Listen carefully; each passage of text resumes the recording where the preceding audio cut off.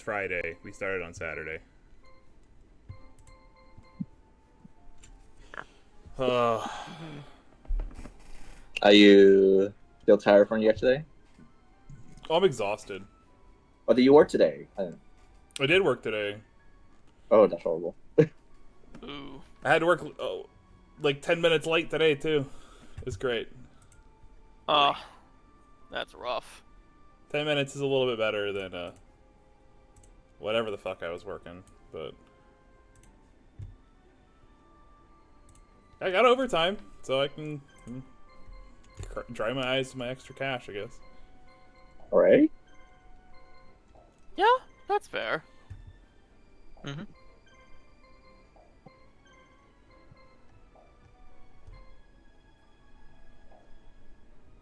See how the water mission treats you. That we will. That we will. Also, is it just going to be the grinding mission today? Yes, because everyone knows how shitty my computer is. This is gonna take forever. Yeah, I debated, like, not even screen capping it. Which, completely fair. Completely fair. But, yeah. Let's get a move on. So we try and get this done as fast as possible. Wonder...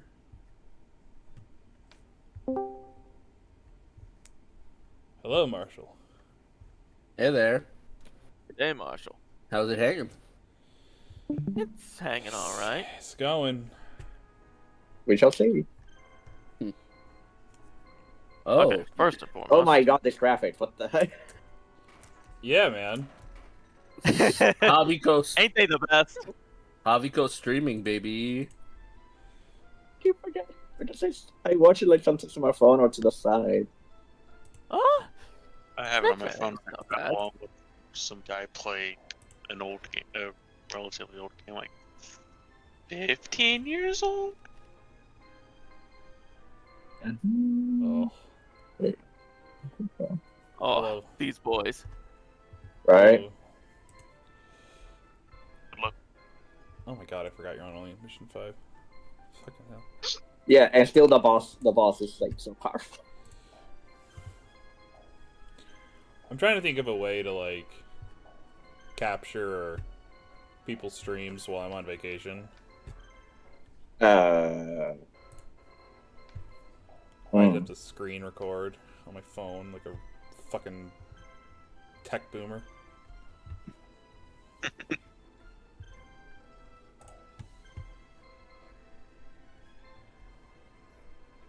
Gonna love not being able to use my phone for 45 minutes.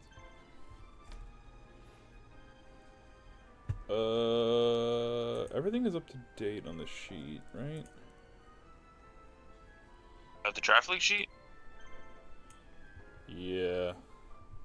I mean, the only thing that I saw recently, like about a couple hours ago, was my missions weren't fully done. What mission are you on? I'm on 12? Phantom Blast. It's 12, right? You have 10 missions yeah. left? I think that's mission 12, or yeah, Phantom Blast, and then it's give for someone special. So it is. Did your Mai fight that entire mission by herself? No, it was also Yugi. But did she survived that mission? Both No of them losses? did, yeah. Oh, Guilford no. died. No, You have Beast of Guilford as dead. who put us dead? Not He survived. me? He survived. I didn't do it. Somebody did it. Who the fuck?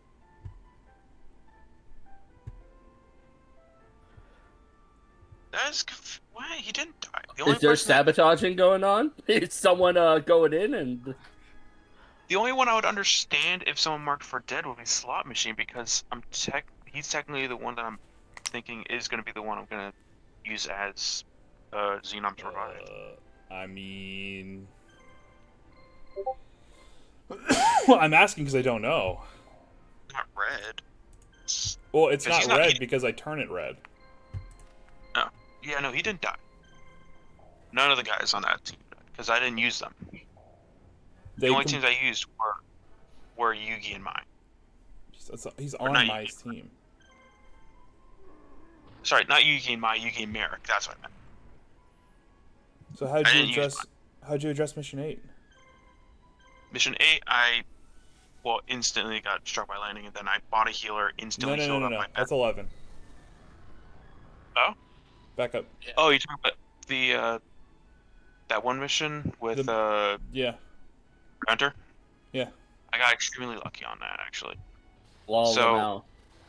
I fought the first team in the mountain, and how that went was Sangha was able to paralyze the healer for most of those fights, so that I can easily take care of them. And then I killed one of each of the fusions. Sometimes that got a little dicey, but I had enough action points to use medicines to keep them alive for the most part. No one died. No one got low enough to die. I did not escape any of them because I had enough action points. I was able to get them to level 20s in that mission, so I was able to get extra action points. And then halfway through, after I killed one or two, I was able to get into the base itself and trap them. And then I had everyone surrounded besides Merrick, because I sent him to stand by the main base, so that when I finished killing all of them, I would have him fight them. And that was it. The only one that technically would have been close to death on that one mission technically would have been Joey, yet again, because I continuously tried level 1. No one on that mission on my team died. He's fine. They're all fine.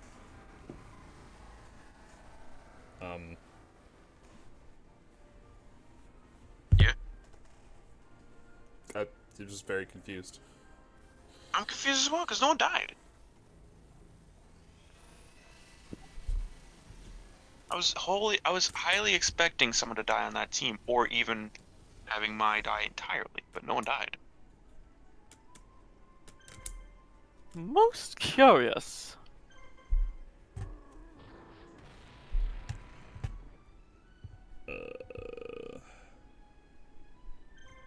I don't know if I have VODs whoops. of your videos either, which makes this really awkward.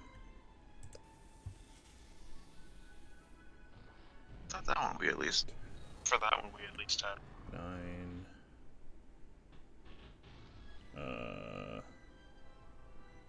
Thursday, Wednesday, Tuesday.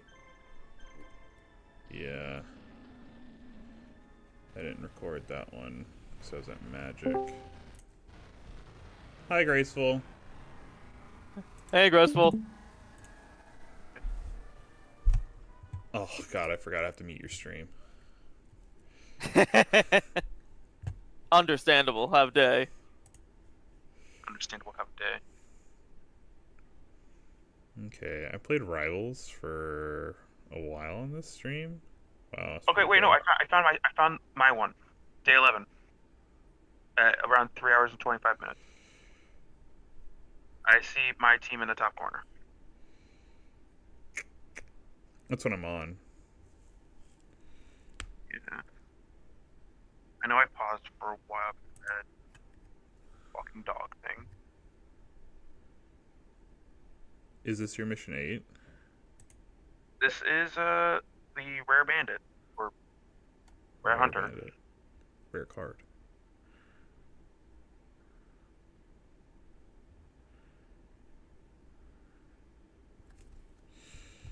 Okay, this is Haviko. Hi, Yeah. it's me. Actually, it might be Space Case. Oh, never mind. It's actually better. You don't want to be Space Case. Where are you at right now? I'm at about 250. On day 11? Yes. Okay, because I'm at 324 and he's still alive. This is where it first started, the first couple it's after. way in there. Well, I know at some point I switched streams Oh, there's like 3 here. Okay. Yeah, I'll that's check the that out. triple time. Oh, because we were watching Space Case. I was off doing something else. Okay, that's right. I watched 3 streams of it. Yeah. Aware. I was like around enough to put that stream up, but I was not around enough to like talk. But we'll say this: God damn it. Okay. my Discord did crash, so there's no footage of that because you didn't get back in it. But I finished off the team with the bugs because it worked. No, so it went well. And then like they were out of action points and they were low, so I used all my extra points and then didn't have them fight. I had my Yugi team finish them off. And the last one alive was. Let me double check who was on that team. It was the middle guy that I left alive. I think it was Rabbit. Yeah. Fuck. You good? No. Darn. My shitty genetics Oh no, are it was killing me. Thousand Dragon was the last one alive. He had like 500 health. I remember I didn't send Yugi in. I actually did the stupid thing and sent Joey in to fight him, and he nearly died because if Tiger Axe missed, they were all in range of killing him. And thankfully, Tiger Axe didn't miss. This looks You can legit ask to me. Griever because I did ask him to bless Tiger Axe's blade. I don't care. Then afterwards, I did tech it the next day. This I looks think legit. it was. I think day 12 was the day I did. Yeah, that's legit. Yeah, day 12. Day 12 was the one that had Granith or the Tenza. That's the next mission, mission 9, right? Yes, that's the one that had Perfect the Ultimate Great Maw, slot for the Queen and Launch that I had to face. Then Gotcha. after. No, I believe you. I believe you. I'm just very concerned. It was like, it's a problem one of 2 ways, right? Like, one, you're lying to me, which, to be clear, I don't think you are. Or 2, someone's fucking with the sheet and not being accurate, which is also a problem. Like, either way is an issue. Evente. Hi, Venti. Either way, it's an issue. If people celebrate Fridays, is that a thing? Sometimes because it's like the beginning of like the weekend. My workplace does, because we don't work Friday. Typically. Fucking, don't say that, man. I work 10 hours. So, Oh, you work 4 10s? yes. Okay. Never mind. I can respect that. I can respect that.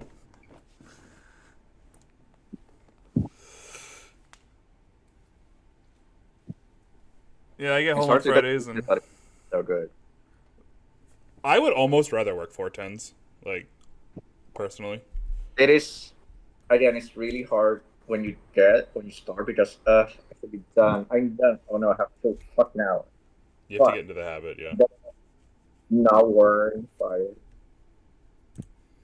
Just sleeping all day if you need to. Or you have like doctor's appointment and don't have to like schedule time off. It's great.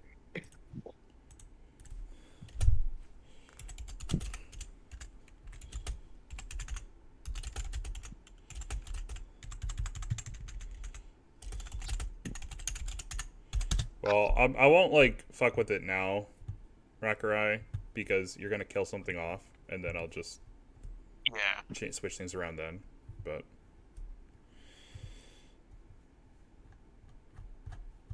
whatever.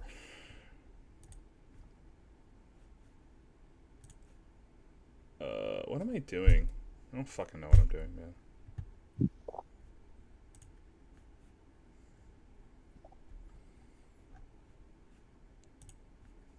my videos uploaded? I remember. When did I last play? God, I don't remember. I think it was a couple days ago. It's been a while. It think might it have been was- day 10. It's the day Marshall played, I think. Yeah, didn't you play like after him on that day? Or before? Oh, it was certainly after, but it was much after.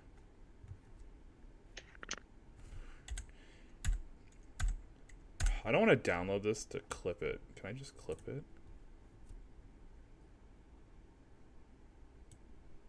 No. No. Oh well.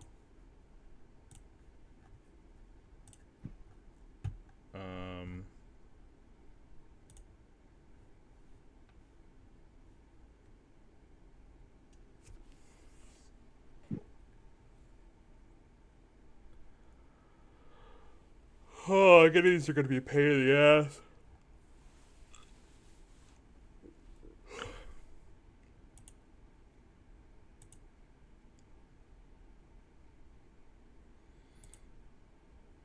God, it really was Monday.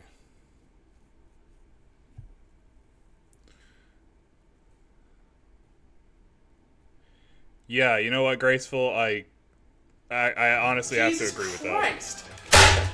that. I agree with that. Like, that's kind of ridiculous. Be.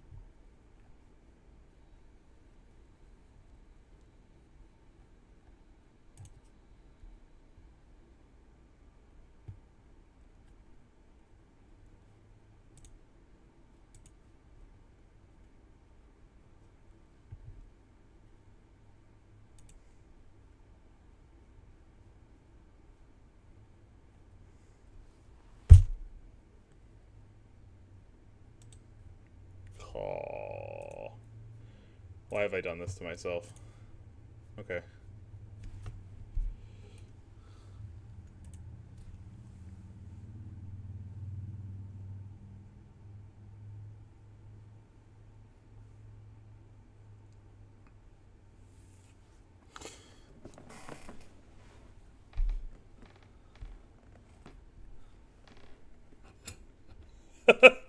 The lazy bug. It bites me too, Graceful. I've been intending to work on a montage video for my Kingdom Hearts 2 run for the better part of a year and a half, and I just can't do it. Yeah. Fair.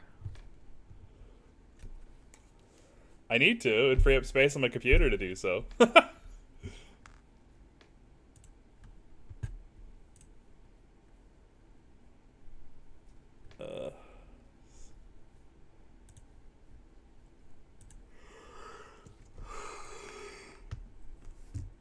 Alright. Plug this in. Just pull up the stream on my phone. Pad my stats, because that's what I do. There's a half joke. But only half of one.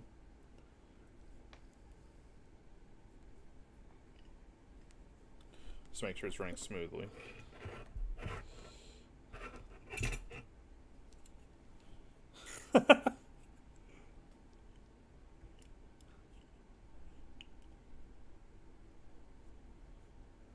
Was yesterday's simulcast really that boring? Yes, because it was me filming content for my channel after Wreck-Rise run.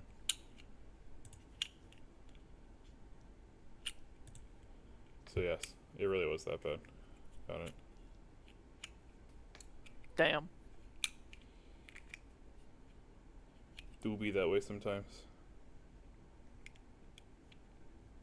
It can be.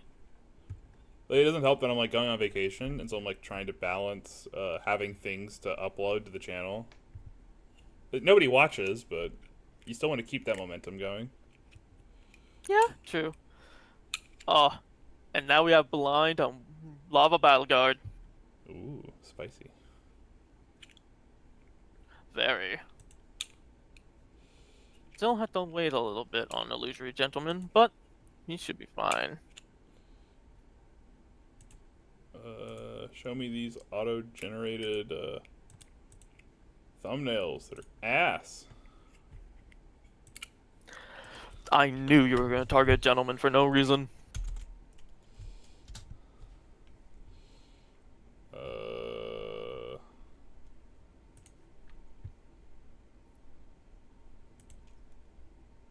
Oh, that's cute. I like that. Yeah, no, at level 20 is usually when a lot of guys get some of their stuff, which is always nice.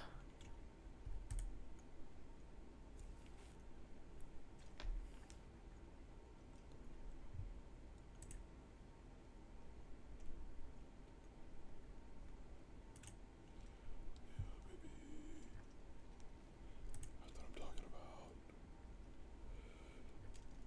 Well, that blows.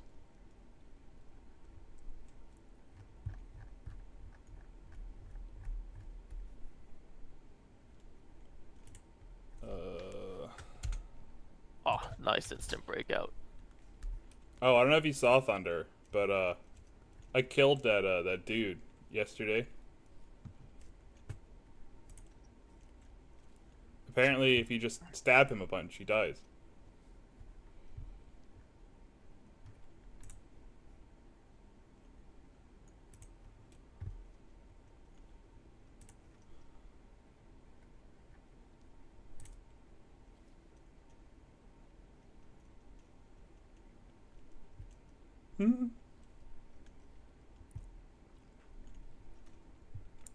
My favorite thing about Pooch Patch, and I said this earlier, but I really like how the little guys feel good here.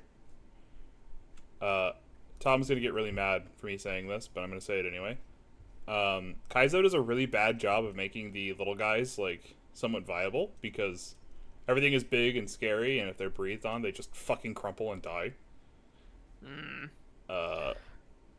Which is fine if they want to have a ROM full of big monsters and just eliminate a lot of the little guys. I think it's fine, but He sent me to. we're Hello, all in here to Tom. watch the 2-mile-an-hour stream. I probably won't be for long. I'm just here to say hi, and then also Yeah. say goodbye. Gotcha. Dear players. Bye.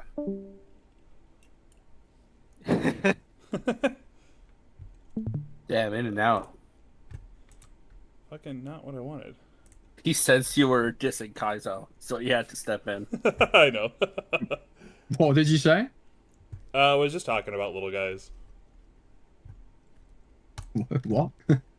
I was saying, like, sometimes we were talking about things I liked, and I like how a lot of little guys in Pooch's Patch feel infinitely, like, more interesting. That's all. I mean, a lot of them are like the exact same, but okay. I mean, their growth trees are vastly different, but that's okay. Hello, Tom. Hi, Rakarai. I just like that How they is have a place to feel natural and feel, like, loved. That is all.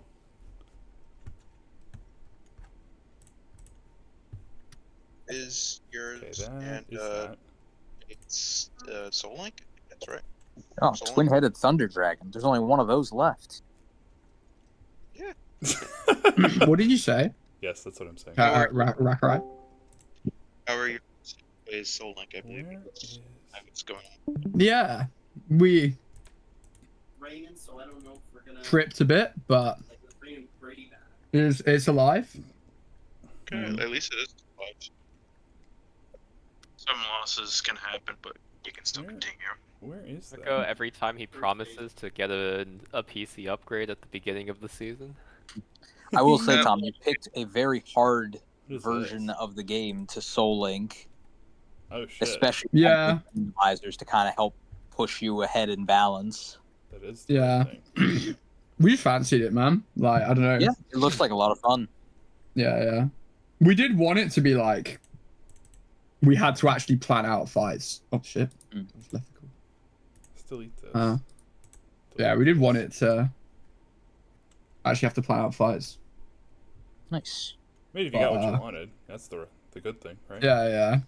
but it definitely was. I mean, I didn't lose anything, bro. I didn't lose anything. Mhm. But Starmie is kind of fucking stupidly good that early, so. Mm.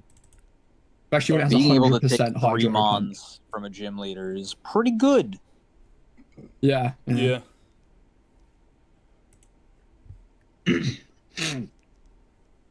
No kidding. I wonder if they changed its move learn pool in Inclement Emerald. What is this? It's like a lot. It's basically like Rad Red Pokedex. Okay. There are like some differences, but it's very it's practically identical. Okay. So that's good then. You don't have to worry about getting Yeah. screwed over by Because like moves. we like Rad Red, it's just the AI is so unbelievably fucking dog shit and unfair that it makes it like unfun. Understandable. I'm talking with the tagging in and out a lot. More so the fact they just read what you're doing and change to do what you read. Oh, like What they read. they cheat basically. Yes, they cheat. Well, they literally cheat, and it's like. So they have an anti-cheat policy where basically if you switch out more It's than not once just in a that row, though. Like people have like videos of them like saving before the start of a fight, starting a fight, and then depending on what they click, the AI does something else, and that's just so fucking unfair. It's crazy. So the AI always has chances to do certain moves. It's all there's a whole coding system that I am not smart enough to get into, but there is an underlying logic that if you understand it, it will make sense.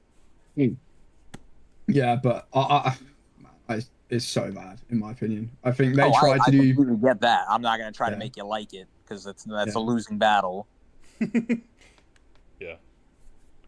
Convincing anyone to like anything is a losing battle, generally speaking. I've just found that I can predict most of the time what the AI will do. Right, I'm gonna go. See ya. Later. Take care. All right. See ya. What is this, man? Picked one hell of a time to go through files on my computer. This is a mistake.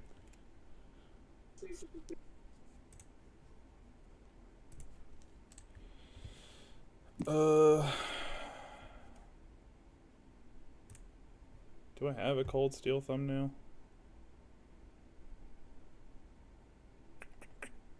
Yeah.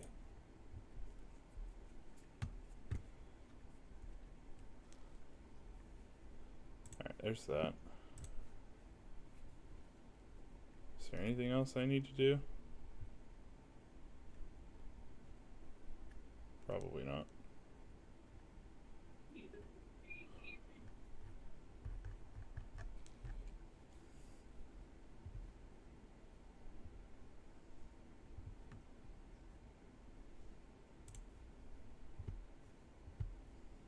Oh no, I need to leave that open because Grace will saying things.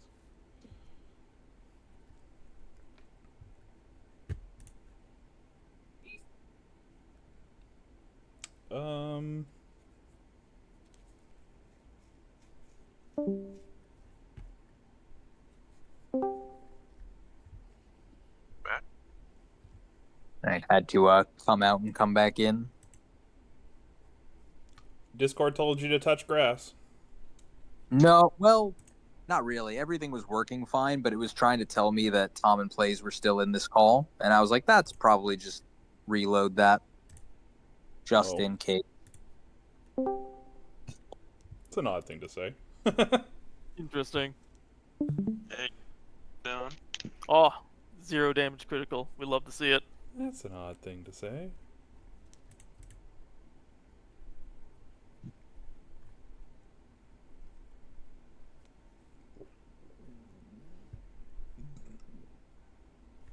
Oh, King, did we find out what happened, or are you still trying to think?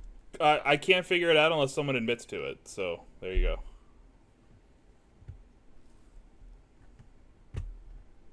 I told you Oh, are I you think talking you're about fine. the East of Guilford thing that you just sent me a message about, Rockerai? Yeah, I was wondering if maybe you might know. Oh, about I certainly didn't touch your sheet. Somebody Oh, did. I'm not saying maybe you might have information. I'm just saying somebody did, and I was Mm. curious because I didn't see it. I was like, what? No. He did not die. The only mission that he could have technically died on would be my mission and then KM mission. But I didn't use him in the fight in the KM mission. Yeah, so my thing was just like, if it died, I need to know where it died, and if it didn't, I need to know who changed the fucking spreadsheet. Mm. Yeah. But it's whatever. By the way, did you decide what monster you're killing off? If you have a Rock around. decision, I'll just update it now because your life points will be the same either way. Yeah. It's gonna be slot machine. Okay. Are you locking that As in? much, yeah, as much as I would love to use him, he's inconsistent all the time. Just be consistency rather than luck. That's fair. Oh, this one. I understand that logic. Okay. Slot machine is now dead. Some pepperoni to the gambler. And my swamp battle guard returns. He will have an And- asterisk. Oh no, he's fucking. He will say dead revived to keep Yes. the tracker accurate. You can see I kind of touched up Rockerai's sheet when the Pugum came back. I know, it kind of annoys me, but that's okay. Oh, did it? I figured that'd be easier to keep track of since he's not on the same Marshal anymore. I don't care what Marshall they end up being on. I just care if they're alive or dead. Right. And so, like, keeping tabs of, like, I don't know. I wanted to keep tabs of original teams. That was my thought process. Okay. Gotcha. You can change can. it back if you want. I can't remember, so it's not really. know I don't the really original care. games. It's not really my. I don't care to fix it, but, like, yeah. Okay, I won't my do it little- for mine then. Yeah, my little touch of So I autism guess there. mine won't change. They said it's fine that you did it. I'm not, like, mad about it, but. Also, I wonder who flipped you two. It's kind of weird, but whatever. I don't know. Someone did. Someone did, yeah. Someone did. So, Does it matter? That's No, fine. but. Finish what you were saying, Rakurai. You're cutting it in and out really hard. Oh no, I was just talking to Graceful about what the funny thing he was saying in This chat. thing probably could run false bound. 100%. Yeah. Okay, is there anything else that needs to be updated? I mean, my MacBook used to be able to run it back in like 2013, so. Okay. Chromebook was running it. It's pretty hard to have something that can't run false bound, yet Havoco Oh. managed to pull that off. I'm just mean, a pioneer of my time. Running, it's just running slow. That's what it is. Okay, this time wizard is also dead. Yes. I don't know why I didn't change the color on it. Okay. Yeah, I don't think I'll color the revived monsters. The part of me wants to. Purple. Because you're not dead, but not alive either.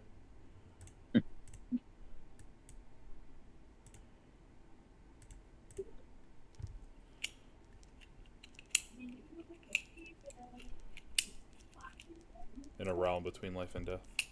The shadow realm, if you will. Mhm. Okay, kidding aside. I think I'm up to date on everything. Oh, Thunder, what mission are you on?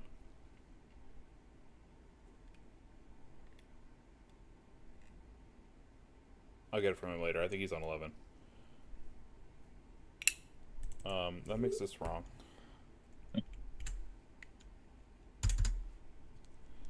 No. It is 11. It is 11 from Kaiba 11 because you completed 10 missions. So that's not annoying at all. I think me and him are on the same mission here.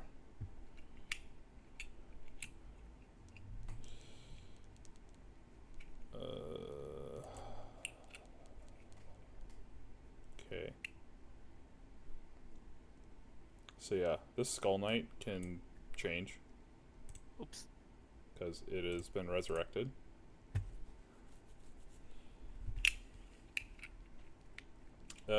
Griff. How many missions did Griff play? He got past 6. 20, 19, 18, 17, 16, 15. That looks about right. He did use an escape. I did mark that. He killed Bones.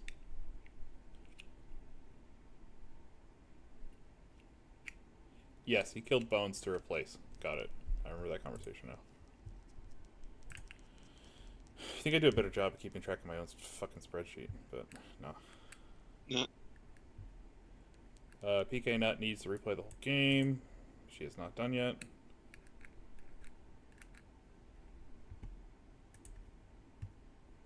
Zach is up to date. Corrosive hasn't played in a while. And then Space Case and Zay are updated. Okay.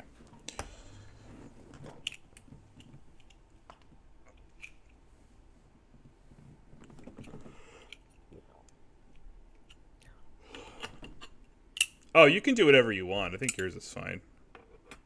Graceful.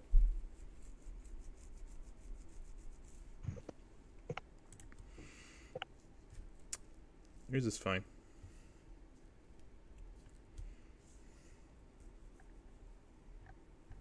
I appreciate people like posting like memes in their page. I think that adds charm and like soul to an otherwise bland spreadsheet. Yeah. Fair. I would put one of my memes that I made in there, but I don't want to mess up. I Oh, simply as long do as not you- have any yet. As long as you put them like kind of below your like team roster, I don't really care. As long as they're not like obscuring anything or like fucking with the life point tracker or anything like that. Access to it.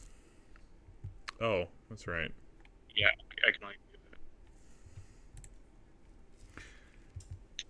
that. I forgot. Sorry. No, you're good. It's because I asked Xenom if he'd be the person representing me because I'm not too familiar with sheets, but I'm kind of getting better at it. I'm slowly getting better at it too. I've like had to force myself to play with it a lot. Well, I'm not like great. I'm starting to get there. Obviously, I did most of this by myself. So I'm sure that shows, but Well, hey, you've done a good job so far. it's Yeah. functional. I don't know if it's good, but it's functional.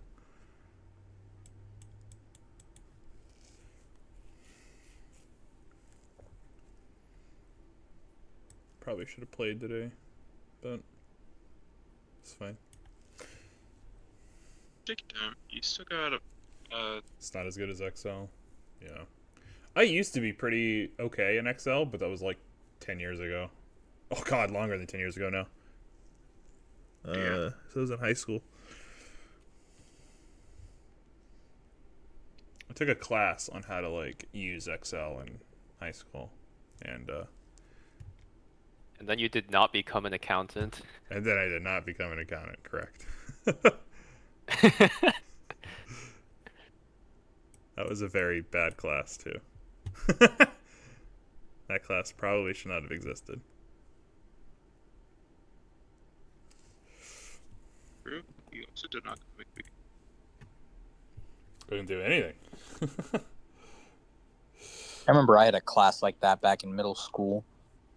We didn't actually do any work in it. Me and my buddies would just have little flash drives with Halo CE loaded into them. Oh, now you're And speaking just play my that language. whenever the teacher wasn't looking. Tab out when she walked over. Now you're speaking my language. Did the exact same thing. Just we were playing Flash games or whatever. I remember playing Super Smash Flash. That was me and my friends. Yeah, we were 100% like not working, and the teacher would be like, "You need to focus," and I'm like, "On what?" Mm-hmm. ZS and I had a class which was like, on like digital design or something. It was like, yeah, like all the Photoshop and like CSS, HTML stuff, whatever. So I did the entire project in one day and then played Hearthstone for the rest of the quarter. Nice. Oh, so based. That sounds like a dream. It was pretty great. Sounds pretty great, yeah. I actually had a crash out in my class because our tests were that you were given like a Word sheet or an Excel sheet, and you had to the Excel sheet was all fucked up, and you had to unfuck it. That was your test. It was to unfuck the Excel sheet, and I did one of them, and she's like, "Hey, I lost your test." I'm like, how the fuck did you lose a test? Oh. What does that mean? That's just teacher talk for I fucking hate you, do it again. Oh, I told her to fuck off. I didn't do it. With this stuff, do you like submit a hard copy? You save the file to like a Dropbox.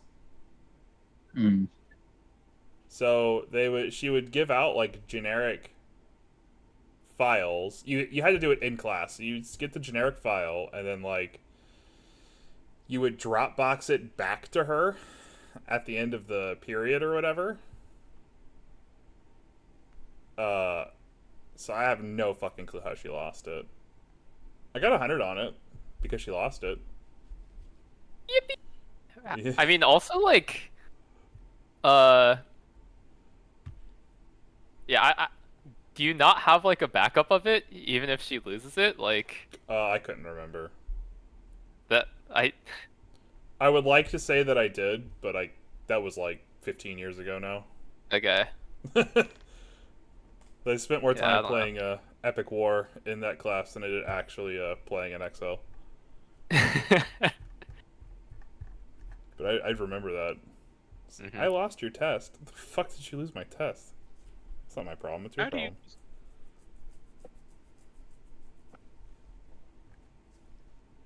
She was a terrible teacher. She made up a lot of excuses as to like why you were doing bad.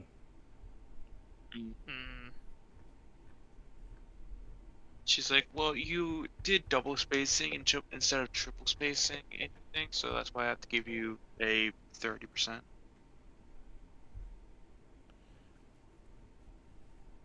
You do not know how many papers I cheesed by upping the font from like 12 point to 14 point. Yeah. I mean, I was just pretty good at yapping. Fair enough. For one paper I wrote, I had to write a 10-page paper on like a World War II battle. And so to make it longer, I shoved in like battle maps as like visual aids. Okay. Nice. Oh, it took up like 2 pages. I cheesed it so hard. That's amazing. And the teacher didn't question. He's like, yeah, I actually like that you did that. That's a clever way to get around my rule, and it's actually pretty helpful for your paper. And I was like, fuck yeah. Nice. Yeah, he respected. He was like, okay, yeah. I respect the hustle, young man. Yeah. Not a lot of teachers did, so I was very grateful. Yeah, that's how you know that teacher was show one. Yeah, he was a good teacher. I liked him. His class was shit, but that wasn't his fault. Yeah. I had a teacher similar to that. Like, I believe it was. My apologies, I didn't realize you had game. Bro, I'm a king procrastinator. He also said that project couldn't be done in a weekend, and I did it in 6 hours. I did it in 6 hours and got a 98 on it. That was always. Do not test my autism. I will win. God. Felt. Thing I remember about, like, back in, like, elementary school, I think it was. Last year?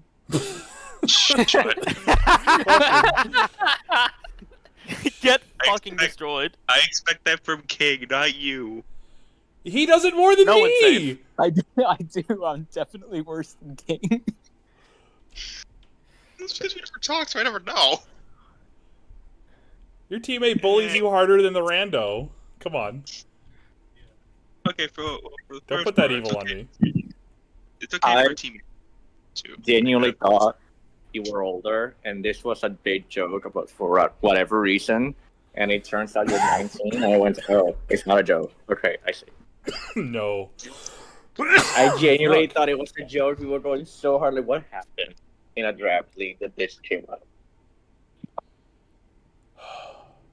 Holy hell, man. One draft besides this one. So not much happened. I'm like dying over here. Oh no, don't do that. We I was need gonna you. say, do Oh, that. dude. You know that meme from The Simpsons where like the bartender is walking by the noose and it's like, "Not today, old friend." It's me every day. I do believe so, yes. That is me every day. Damn. I contemplate it and then I walk away.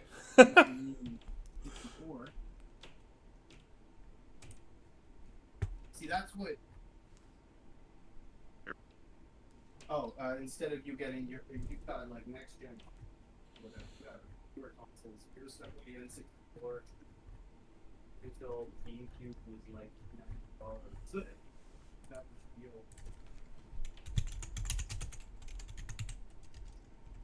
And then it was the it didn't have it. So none of the games could save. So we just left it on for like days. So until Dad got a memory card from the box shop and it had like 100% game files for like most games. So like we had Super Smash Bros. Melee and we didn't have any of the characters for that thing. And then it's all of a sudden everything and we're like, yeah, well, cool. It's not adventure.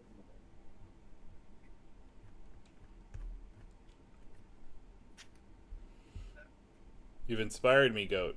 I'm gonna try to actually finish Baldur's Gate this time. Holy. Now that's an accomplishment. Oh, what you gonna play as? I'm playing as a Hexblade. Okay. Ooh, Pure fun. Hexblade? I am indeed a Hexblade. Like pure Hexblade? Or like a level 1 dip Hexblade. I'll probably play Pure. Because I like the class a lot. It's not a dip. If like it's gonna be a primary class. I mean, hey, trust me. Even sometimes the primary class is still the dip. Sometimes the best number of Warlock levels you can take on the Machine Gun Warlock is 2. Uh-huh. Yep. I feel like you two are heavily judging me for saying 100% that. an Eldritch Blast caster. The funny thing is that when I was doing like when I was doing my funny machine gun scorching ray like Zork Warlock, the 1 level dip into Warlock was kind of insane. You just tend to get so much from it, you know? It's just like with Yeah. clerics. They're very front-loaded. Yep. Yeah, like the great old one gets like fear on crit or something. So like I was just playing with the like risky ring and all the crit reduction stuff. So it would apply like half the time. I think like a little bit over, like the crit chance was a little bit over like 50%, I think. So like every scorching ray would apply like 3 to 4 procs of the fear, and therefore also apply like 20 stacks of reverberation. Oh my god. So it was like everything was just permanently feared and proned.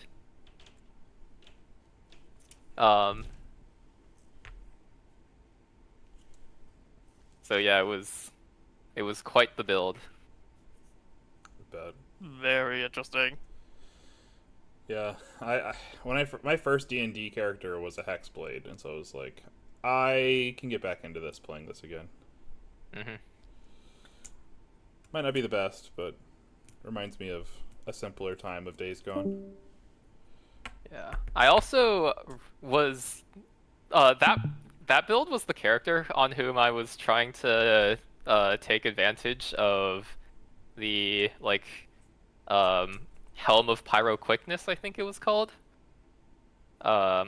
It gives you an extra bonus action when you hit an enemy with a fire spell. However, I discovered through that playthrough that it is horrifically bugged, and so it's like it actually just feels awful to use with this build. Because the whole gimmick of the build is like I'm using my Sork levels to spam like Scorching Ray with all of my actions and bonus actions. Right. And yeah, the problem is that like the bonus action given to me by the Helm of Pyro Quickness is super buggy if I'm casting a fire spell with a bonus action. Sometimes, like, it just gets... Sometimes it just disappears.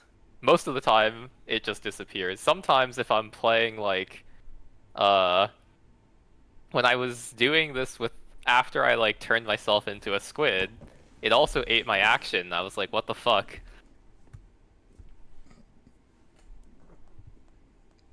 Mm-hmm.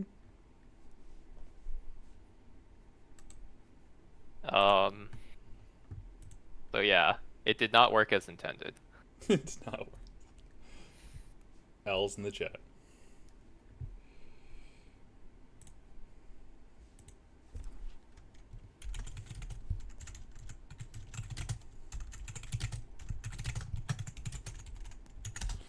Yeah, maybe this time I'll get out of Act 1. Not holding my breath, but... I think I almost got out of Act 1 in my Barbarian file, and then, like, I stalled out. Which, yeah, sounds about right.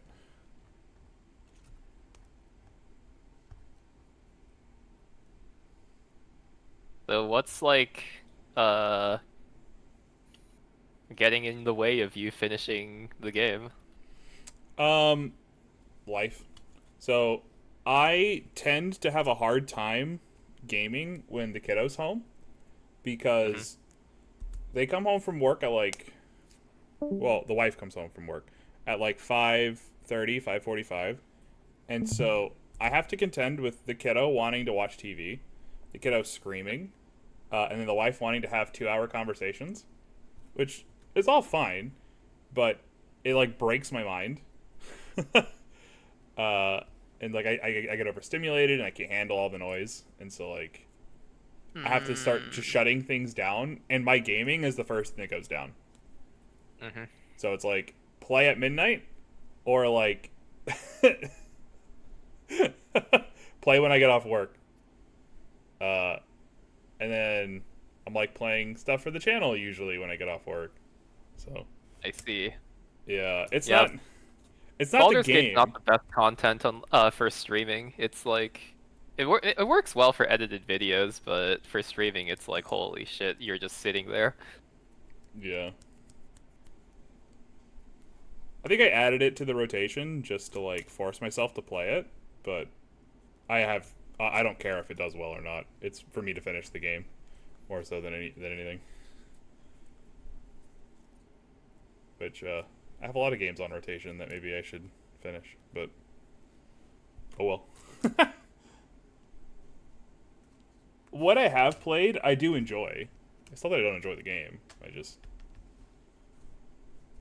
And So, also, like you were saying, King, a lot of times just life gets in the way when you get older. So these big games, yeah, they might be epic. The Marvel Spider-Man game, Red Dead Redemption 2, like any of these big open world games, and it's like you just don't have time to commit to a game that takes longer than a weekend to finish, you know?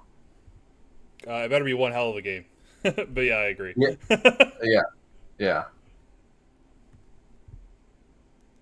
Well, like me, like I've owned Red Dead Redemption 2 forever, but I keep, like, once I get into it, like I get distracted, and then I don't have time to like sit down and game for more than, half an hour or whatever like that, and then I start to lose interest because I'm like, okay, what was I doing again? What are these controls again? And just, yeah.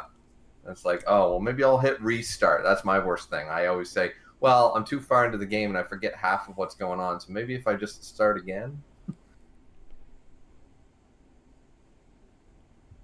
Yeah. That too, Graceful. Sometimes it takes you a minute. I know I'm really bad about it. I'll sit on my Steam page trying to like figure out what game I want to play, and it takes me a good 15-20 minutes sometimes. Mm-hmm. Just kind of getting Yeah. in the right mindset to play a game. Yeah, I had actually, that just happened to me a few days ago. There was no content happening in the Chaos League and stuff, and I literally, kitchen was clean, chores were done. It was only like 8 o'clock, and I said, well, I got 3 or 4 hours. Maybe I should just play a random game. So I'm looking through my emulator list. I'm looking through my game library upstairs, and it took me like 2 hours to decide on what to play, and by then you only had, An hour and a half left. Exactly. It's like, oh, I can play a game for 4 hours. Not at this rate, you fucking can't. Nope.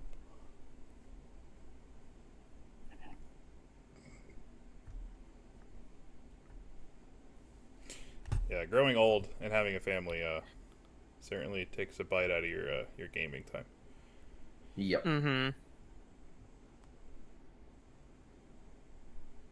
And then I have pet projects I want to get going, but are going to take a long time. Like, I want to play Deadly Premonition, but that's going to take so much work to get running.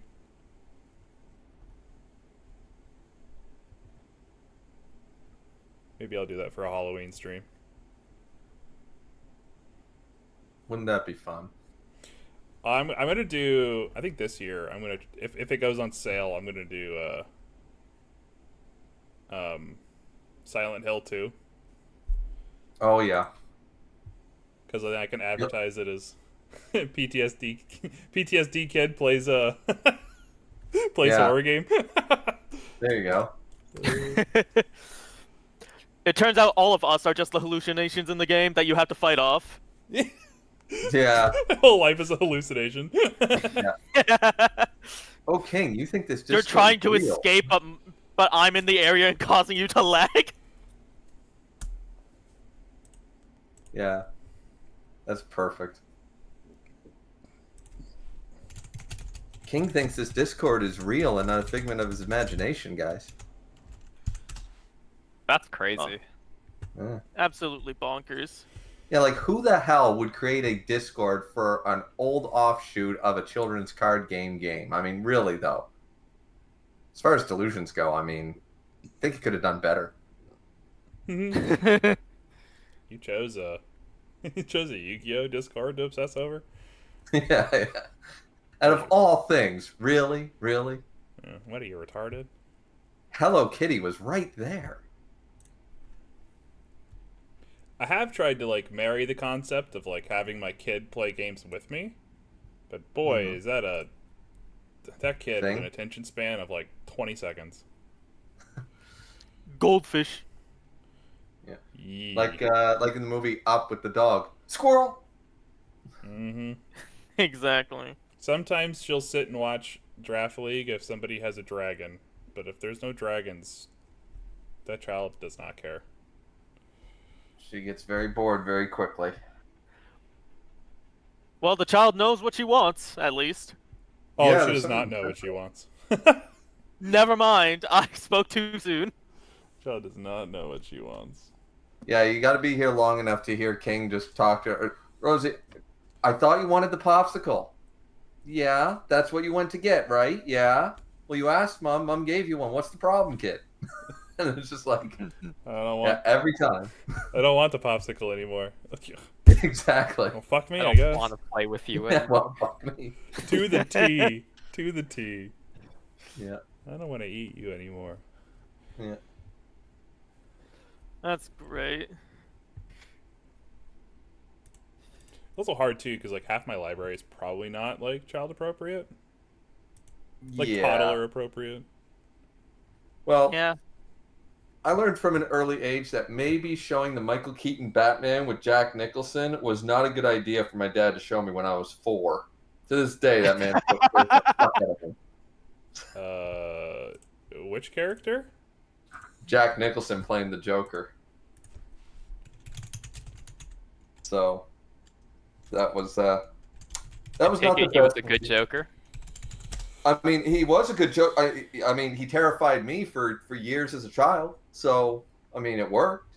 Yeah, but he Must have didn't done kill himself over the role, so it's weak. True. See the And worst then joke. the other one was the first Terminator, and to this day, the mirror scene with the fake looking the obvious fake Arnold thing, that cutting his own eye out and stuff. Fuck. Yeah. Oh yeah, I cannot handle eye trauma stuff, really. I don't So blame you. I'm with you there. I was gonna say Fuck. Graceful. It's obviously Jared Leto. I don't know what you're getting at here. The Yeah, basic yeah. Well, wait, instinct, what? he thrives. Jack Jared- Nicholson is actually like the third best Joker. What are you talking about? Yeah, Jared Leto's the worst Joker, and it's not even close. Yeah, Cesar Romero wouldn't shave his mustache, and he was a better Joker, for Christ's sakes. Oh man, what a fucking terrible actor. Oh, Jared Leto's. Yeah, fucking Jared Leto's Jared Leto. Did you guys know I have a cult? Do you want to join my cult? No. Touch grass, Jared. Did you know I'm the front man for 30 Seconds to Mars? Nobody cares. No one cares, Gerald. No one cares. Who listens to 30 Seconds to Mars?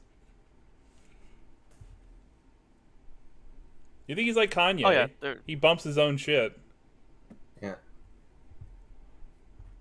It's a true story, by the way. And Kanye yes, would. Gary, so those were the two I was talking about, Heath Ledger and Mark Hamill. But Cesar Romero was not better than Jack Nicholson.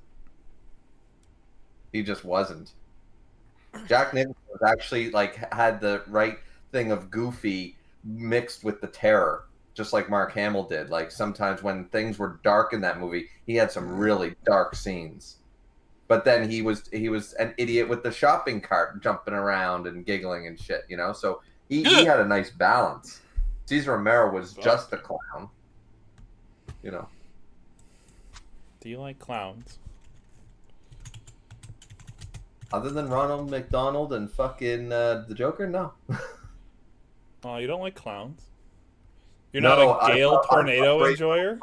man. You're not a Gale Tornado enjoyer? Yeah. You know who that is, right? Yep. Okay. But no, ever since I saw Brave Little Toaster, I was kind of freaked out of clowns. Oh my god, that clown's fucking horrifying. I know. Just we're randomly having a fever dream in a non-Disney movie. Run. I'm like, and I thought the scariest thing was the air conditioner who blew himself up. A children's movie. Yeah. That is not a children's movie. I don't give a fuck. Brave Little Toaster is a horror film, and I stand by that.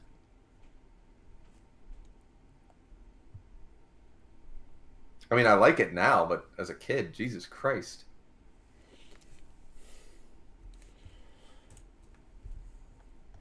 And there's my child, who will watch anything and not be traumatized.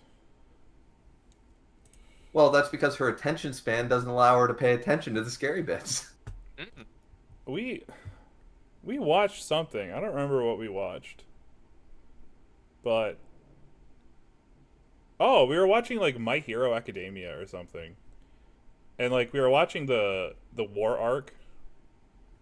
I was getting caught up. I was getting caught up, and that child was glued to the screen and was not afraid of anything that was going on. I'm like, there's some fucked up shit going on here, kid, and you are not flinching at all. Sometimes with kids, it can also be the art style too. Just like how we have preferences on what we think is good and bad and what's creepy and what's not. Maybe just the My Hero Academia style doesn't bother her one way or another, you know what I mean? But if you showed her a different anime with something even less, she'd be like, ugh, I don't like that, Maybe. I Hard don't to think say. I don't think she's had a problem with anything I've put on. Not that I've put on a lot. No. I know we watched Demon Slayer when she was really young, because she ain't gonna remember that. And she didn't have a problem with Demon Slayer either, so. Well, you're not exactly showing her the Grudge movies or something, you know what I mean? Oh god, no. Imagine that. I'm still terrified of fucking Japanese women to this day. Yeah. I movie- subscribe to the idea that the things that scare you eventually turn you on later in life. No, to this day, I did nope. It does not. Unfortunately, I don't. Funnily enough, my neighbor, he's got a big. We make fun of him anytime he brings up something. We say, "Oh, go back to your Asian porn," because he finds Asian women really attractive and stuff. So we like, "Oh, what are you watching? Kenny Beijing Bang Bangs or something?" You know, like Oh just my lord! yeah, just making shit up. What the fuck? Damn. Okay. Wow. That is certainly a take. Yep. Well, I hope there aren't any Asian porn stars in the chat. That'd be awkward. Oh, that would be awkward. Hey, I didn't say anything bad about them. I'm just saying it doesn't, doesn't do anything for me. But I do know people that are, yeah. I think they could be cute. Yeah. I don't know if I like them being into porn, but I think they could be cute. Yeah. Well. Yeah. But no, the whole what scared me as a kid Oh turned my into God. an adult thing is definitely not the case with me. So I'm still terrified. Oh, as a kid, I didn't like clowns, and then I discovered Gale Tornado, and I'm like, clowns are okay. Oh, well, I mean, there you go. Yeah, there's always, I will say, usually there's an exception to the rule. I used to think a lot of things weren't okay. I was a very sheltered child, and then I grew up, and then I realized that being sheltered is stupid. Yeah. Now the edgy goth girl is my cup of tea, even though she might not have been 10 years ago. Yeah, as I said, people's preferences change. I've always been, my thing was I saw Firefly, the first Firefly, Marina Baccarin, Okay. and stuff, and ever since then I've always been into, Hispanic Latino women and stuff like that, and that's just ever since. I just find usually, and it doesn't need to be specifically like Mexican or Guatemala. I mean, it could be that entire region of South America to Latin America and stuff. I just find them more attractive, than as a general rule of thumb. I'm like, okay, well, it was probably watching a Salma Hayek movie and and a Marina Baccarin TV show, and I was like, okay, that's my thing. Fair enough. I mean, Fair. I married one. She left me after 12 years, but I married one. Yee. Plus, I like the Spanish language. It's a nice language. It is a romance language for a reason. I'm still real. I understand it a lot better than I fucking speak it, and I am not fluent even after all these years. So I keep trying, but it's hard. It's really hard to learn a language the older you get, I find. Yeah. Do be like that. Doobie. Well, I gotta misremember fucking all the rules because we don't have the masculine, feminine shit in fucking in English, right? So I'll think I'm saying a word sentence correctly, and my ex-wife would just go, "Oh no, you're saying it totally wrong." I said, "Yeah, I am," and she goes, "No, it's an O, not an A," and I'm like, "Oh, for God's sakes!" But you'd still know what I was saying. She goes, "Yeah, but it sounds like gibberish." Like, ugh. Wow, that's that's encouraging. Yeah. Oh, I know. Yeah. My in-laws were much more patient with me. I learned a lot more. Like if I would go down south, my in-laws, they were way more patient with me and stuff like that. And they say, okay, your inflection's really good and stuff like that. So you really get the inflections down. But just remember when you're talking about this, when it refers to me, it's this. They would be more patient, and my wife would just laugh and give up. Wow. Yeah. Stellar. Oh, we want to talk about languages to curse in, Thunder? German. German is the best language to curse in because it's so forceful with the swear words. It's aggressive enough. German's a very harsh-sounding language in general. Yeah. Yeah, you can literally just be talking about food, like just say, "Oh yes, I would like a nice kartoffel." Sounds cold. When I played football, we had a no swearing rule, and we'd get around it by like swearing in German, and it was just our thing. And like the coaches never really got it, so that was our gimmick. We would swear in German. Swearing. That is pretty funny. Similar one is like Russian. Sounds yeah. very harsh to non-Russians. It's like all the K's and V's and all this shit, and it's like, Jesus, are you mad at me? Russian is also very hard to learn I've heard that, yeah. because they don't have sentence structure. I think they have like adjective, verb, and then vomit at the end. So people can structure their sentences like 7 or 8 different ways and it'd be technically correct. Yeah. It's certainly a language. A language of all time. I should move my drink out of the freezer.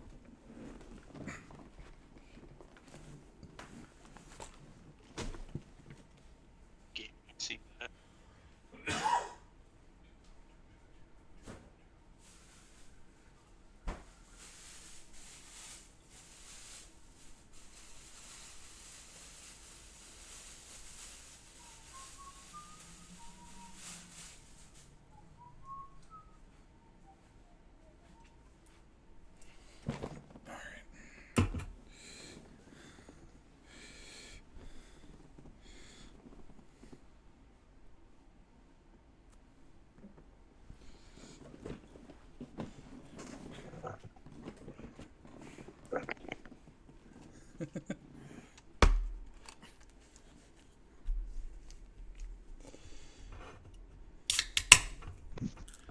I cannot wait to drive 8 hours to my aunt's house tomorrow.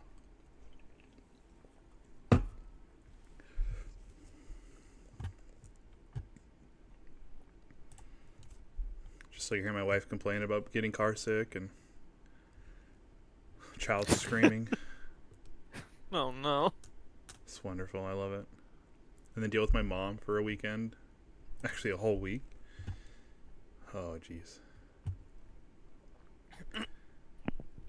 Oh, that Newsom chair looking real good right now. It's a joke. For legal reasons, that is a joke.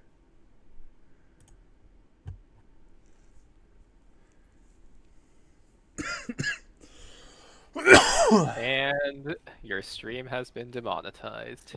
Oh, if only I had 100 subscribers to care.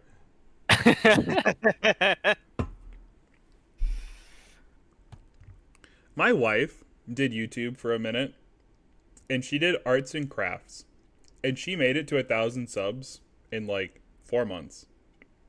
Pretty cool. I've been doing this for 3 years, and I have 21 subs. Oh dear. Yeah, I've reached flop territory. That's okay. It doesn't bother me. I do this for fun, to force myself to play games more than anything. And I got peace with it, but yeah. You know, I think I managed to make it to like 50 from gacha games. Oh, the gacha grind. Yeah.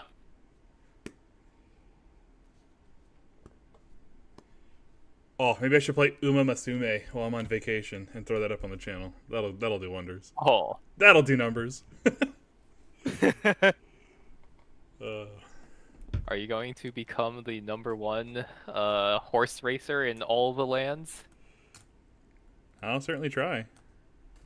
The kiddo likes the game, so it's something I could be like, hey, let's play the horsey game. And she's like, horsey! And she'll just like watch the horses run because they're horse girls. It's like, okay, this works for me.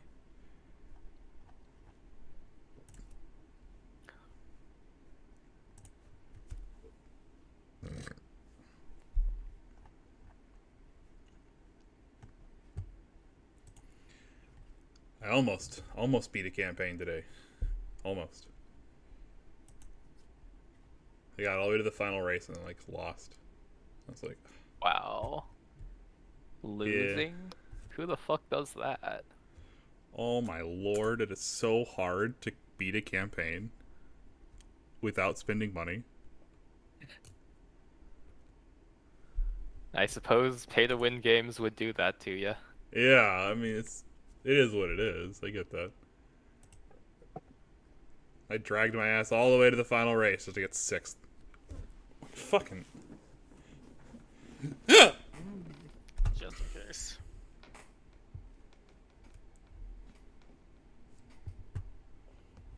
I can make an overused joke, but it's probably best fit in.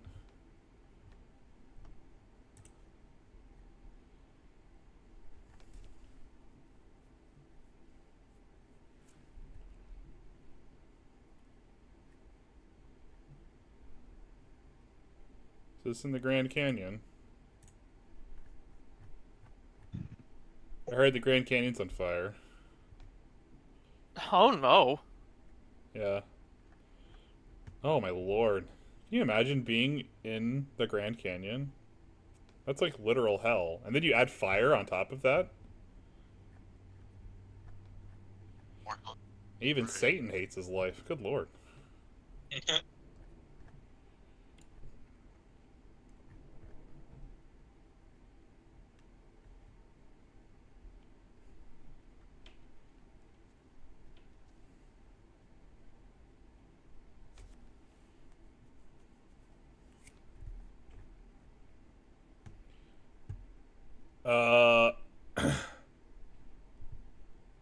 Talking about the Grand Canyon Thunder.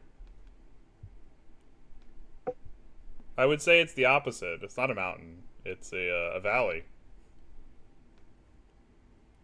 It is a valley. That is true. There's a lot of vegetation in the valley, on like the way down, depending on where you are, and that stuff can catch fire and burn. Quite, quite thoroughly. Sorry, I had to dip there for a second because I'll even share it because it looks so fucking good in the regular chat. I'm cooking fucking 11 pounds of fucking pork belly.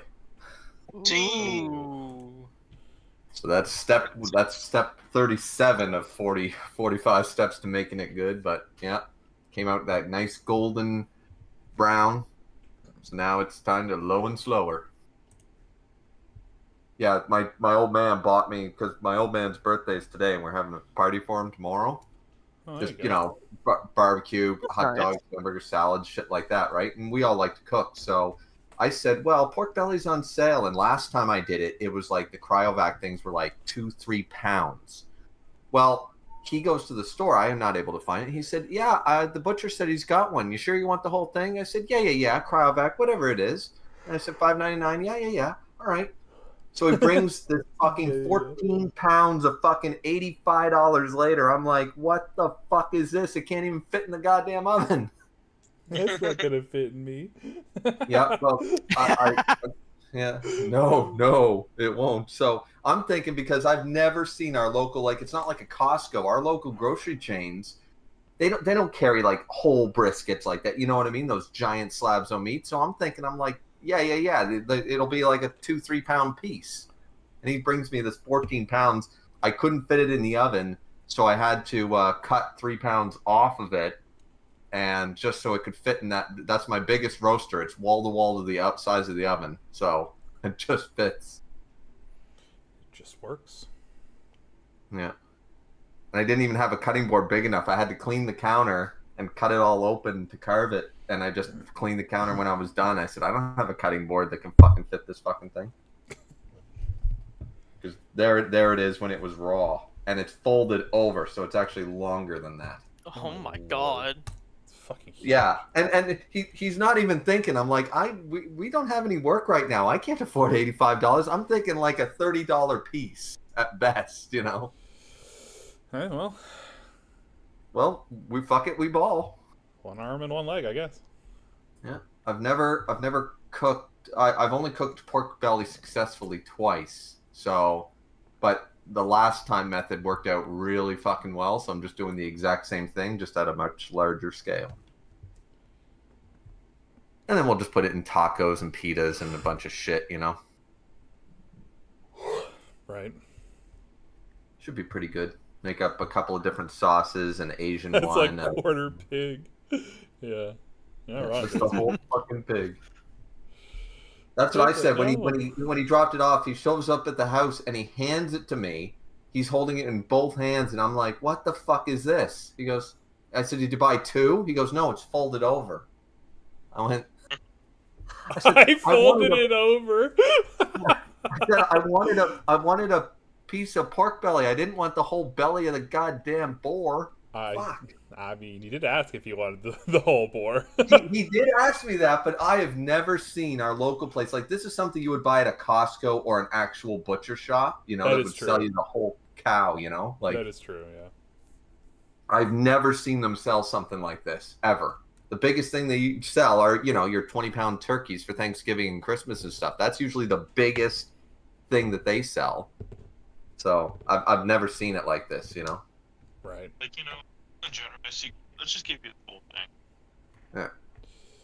So, Piggies. Anyways. She should work out, though. Just had to do some tomfoolery.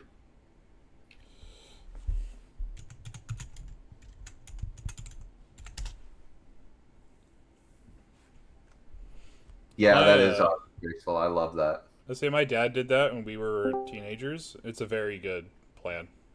It's so much cheaper just to buy, you know, half the cow. It is, even though it's like it's an investment. It's expensive at the time, but it goes a lot further if you do it price per pound. You know. It's so much worth it. Oh, it is. It is. If you got the fridge and freezer space, yeah. You have to like buy a side freezer for it. Yeah, like I've got 2 freezers, right? So. Yeah, you basically have to buy one. There's no way around that. And don't buy one of those stand-up ones. Buy a chest freezer, something that can fucking hold some shit. Grace will put that in the chat too, and yeah, totally. Yeah. Get a chest. You need a chest freezer, you know. Like I got a little mini bar fridge I use for dry aging some roasts now and again and stuff because you just don't disturb it. But you know, if I ever wanted to do a whole thing, I would need to buy a bigger, full-size fridge, you know. Yeah, no. Welcome back to the grind, Tom. Oh, not here for long. Yeah. It's still good to see you come around, even if you're not here for long. Lamb went for a break, so. Gotcha.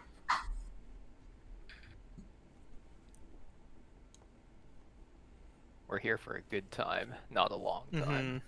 Mm-hmm. Habico, though, he's here for a long time. Certainly not a good time. This is painful. Not a good time. Legend says that tomorrow morning he will still be grinding on this mission. Oh God. Today, old friend. Have a coat, man. When we upgrade him, bro. When we upgrade him, what is this? Did I ever finish this deck? He said he's continue. Have a coat. Yes. When we upgrade him, bro. As soon as I'm done with everything that's on this computer that I still need to finish. What does that even mean? It means he's not trying to. I'm still not believing that he's running this on a computer. I'm still convinced it's a toaster oven. Venti, what are we doing?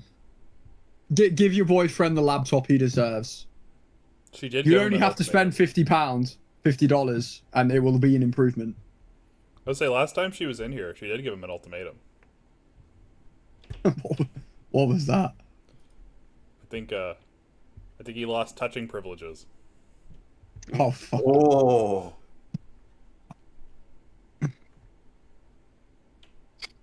If memory serves.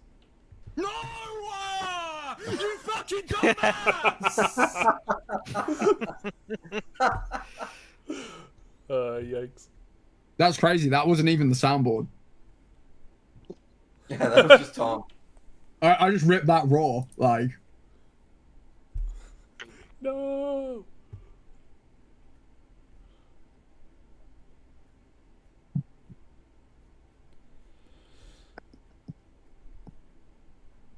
Just need to go back and finish that deck. Oh, the hedgehogs shipped today. You're getting hedgehogs? I bought the Sonic and Shadow like magic set, Okay. and my hedgehogs have shipped today. Yeah, Griever. I also thought he meant actual real life animals. I really yeah, do. I do want a real life hedgehog. I've wanted one for a long time. I don't know if they're legal in my state. Oh, my friend's sister had a hedgehog once. Legal in your state to own a pet hedgehog? I'm Yeah, actually gonna look it up because I'm quite curious. There are some Why wouldn't it be? What's wrong Just, with owning a hedgehog? It's not an exotic animal. I don't see why. Yeah. Some people are, or some states are really stupid about it. Hmm.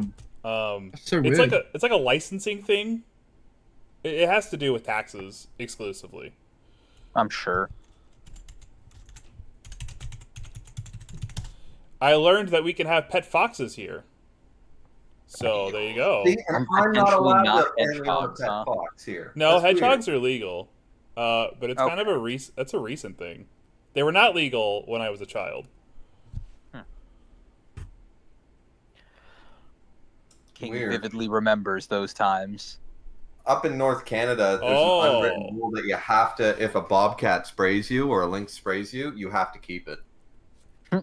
They are legal to squatters' own rights? in most of Nebraska, but they are illegal to own in Omaha. Wait, they are legal. Sprays me with what, They did Griever? pass a new law. What's that? Probably urine. Sprays me with what? Like you know how skunk spray and stuff like that? Well, Yeah, bobcats, cats, they spray a pheromone to basically attach themselves to a quote unquote a human or a pack to be their alpha. They spray you. Literally, it's like I don't even think you can see it. But that's why they say if you see one in the wild, do not approach. It's not about them attacking you. If they get too close and they're young, they might spray you for a survival thing. And if they do, like a skunk, you're fucked because they will actually starve themselves without their human around. So A lynx is spraying me, bro. He's getting his head caved in. Lynx sprays me, I'm keeping the fucking cat. That'd be awesome walking down the street strapped with a fucking lynx. I got a predator. Yeah, it would be pretty cool. I would love it. Though it's like it's hard to keep them and stuff, but it's like think Fox and the Hound, okay? Think the fox. You know what I mean? That's basically what they act like apparently because they become Awesome. so attached to the human. Oh shit! They got And legalized. it's considered right animal before I moved. cruelty if you don't, like because they will starve themselves or whatever because they're like my quote unquote my mom doesn't love me sort of idea. Where's my mom sort of idea or my dad? And then if they try to take them away or reintroduce them to the wild, they'll just one guy moved from Northwest Territories to the Yukon and the fucking thing tracked him down in like 3 weeks. Huh. Yeah. So now they're like literally if you live up there, do not go near them because then you're sort of kind of half stuck with them. It's the problem with foxes too. Foxes Yeah. pee a ton, and it's Yeah. it's marking, but they're awful to try and like housekeep. Oh yeah, I have there's a fox that comes around in the summer around my backyard and stuff like that, and I made the stupid mistake of giving it water one time. So now it's just like, hi Spike. It's really creepy though because I'm in the basement. It's really creepy when you go to the downstairs bathroom. I got a downstairs bathroom and a little open window just above the foundation line, and sometimes it sees the back deck, and sometimes like it's the middle of the night and I'm taking a leak. I look up and there's these big yellow eyes staring right into the window at me, and I'm like, "Fuck." Where's my water? Yeah. Where's my water, Summer? Yeah, he's like, I want some water, bud. I never let him in the house, or her. I don't know if it's a guy or a girl, but comes See- around now and again. So the only states remaining that are illegal to own a hedgehog: California, Georgia, Hawaii, Pennsylvania, and the District of Columbia. It's very weird for California. It's not. It's California. California doesn't like fun. Oh, I thought California. Well, when I was in California, I loved it. I hated New York. Yeah. But that being said, I haven't lived in any of these places for any length of time. I've just been. Their reasons are quote unquote They are deemed to be endangered and pose a threat to fish and wildlife. Whatever that means. Whatever that means, yeah. Huh, I did not know California forbid a lot of pets. You can have one in Pennsylvania, but you have to have an exotic pet permit. But you can have one. It just, you have to, pay for one. Right. Hawaii, I get. They're like, hey, that doesn't belong here. We don't want it here. Nah, fuck them. I mean, yeah, but I get where they're coming from at least. Yeah, to a general degree. Also, you shouldn't try to reclimatize older animals either, because they usually get sick and die too. Yeah, maybe Like one day. There was a dog. My parents had a dog, and well, it wasn't their dog. They left to live in somewhere like Arizona or something. My aunt and uncle, and so they gave them the dog because they already had 2 dogs. So they got a 3rd dog, and 4 or 5 years go by. Then they're like, okay, I think we can bring the dog now down to Arizona. Well, from fucking Canada, where we have 4 seasons, down to fucking sunny Arizona. Oh, Dog was like 7 years old, got sick, got literally heat stroke and sick and all this shit, died within the year. I believe it. Holy fuck. I was like, you can't just introduce an animal. They're not like humans. They don't adapt like that. You don't pull an animal out of its natural climate that it's been, Yeah. Shit, dude. Yeah.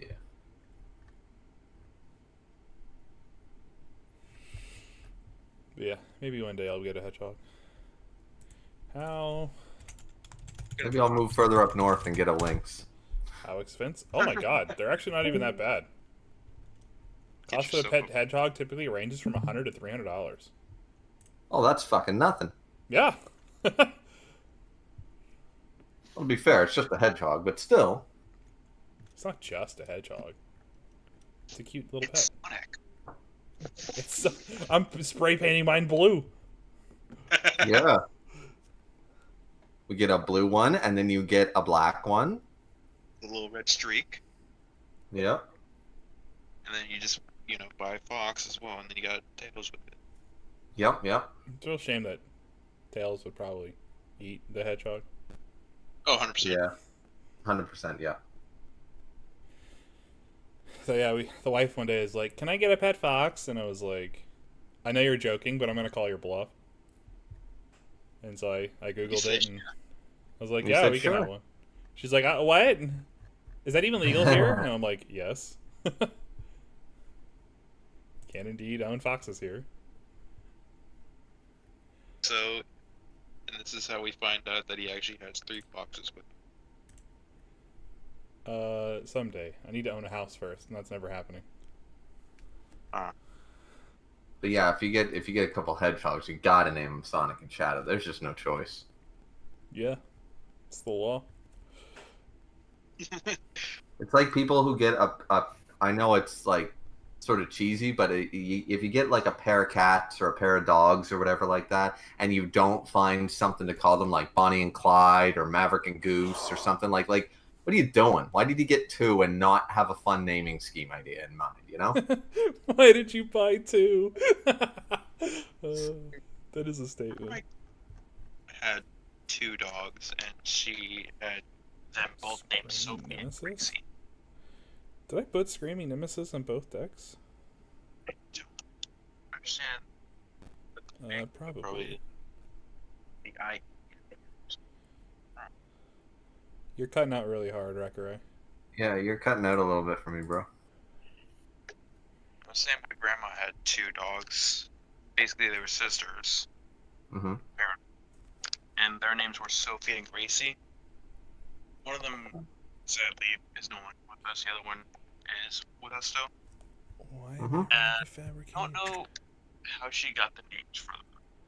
Like, I wonder what she was like. Honestly, how she thought of the names for them. Because they don't really pair together. It's like, besides the IN part, like the IE part, there's nothing that really like emphasizes that you Mm-hmm. The water crystal. I think as long, like, or at the very least, if you have a reason, as you said, like, there was probably a reason for those names, like, you know, just find a good, you know, like a name that you always liked, or like a you know, a movie character or whatever, or, you know what I mean? Just usually you get it from something. You know, my grandmother was born in Africa, so she knew Swahili, so she named her dogs Tats and Sita. Those are just numerical numbers in Swahili, but it was her bringing her culture over to Canada. You know. Put fire magic So. in here? I do remember my family, like my I do. dad and all this. We had a total of 3 different dogs, like in our span. We had one that we named Odie. Oh, he's got haste. It was originally Odie's pretty classic one, yeah. Haste, flash, and haste. he was like the nicest like dog you ever asked for, even though he was mixed with Chihuahua. You expect him to be aggressive. Flash. No, he was the sweetest thing you could ever come across. Flash and flying. Hello. Then we had a hello. I don't know if I joined, but hello. Go ahead. Sorry. That was named Shadow. He was like, he was big, but he was also very young. Oh. So like the amount of energy that pit bull had, redundant, was ludicrous. And then ludicrous speed. The one we have is Scooby, who you've probably heard me yell at a couple times. That one's the problem child of the 3. Chihuahua Wishbone Terrier, that one is, and to be entirely honest, I don't know why we didn't call him Scrappy, because he really acts more like him. Well, 3 dogs is quite a bit of work, I would say. Yeah, it wasn't all It's an understatement. It wasn't once, like, it was first originally Odie, and then while we had Odie, we had Shadow. And then Odie kind of started, you know, getting old and, like, losing vision, hearing, and all that. And then he just started, like, having a lot of health problems, and we couldn't, you know, keep him. Right. Yeah. So, we still have his ashes with us. Like, we carry him. Our pit bull, when we moved from Jacksonville further down south, our landlord said we weren't allowed to have big dogs. So we sadly had to give him away to a family friend. The bullshit thing about that is she immediately afterwards went on Instagram saying that we abandoned the dog. Like, literally saying, like, we left him chained in the back.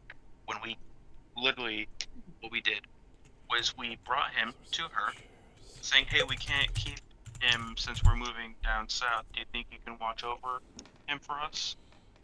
And she does that. You love people like that. Aren't they great? Oh yeah, but how many times are you gonna meet people like that? Constantly. Yeah, and they're everywhere. They're at work. They're on the street. They're they're in your own family. Like, you just don't avoid them. Don't even think you need Gimli's Reckless Might. Just kind of. We only have the one right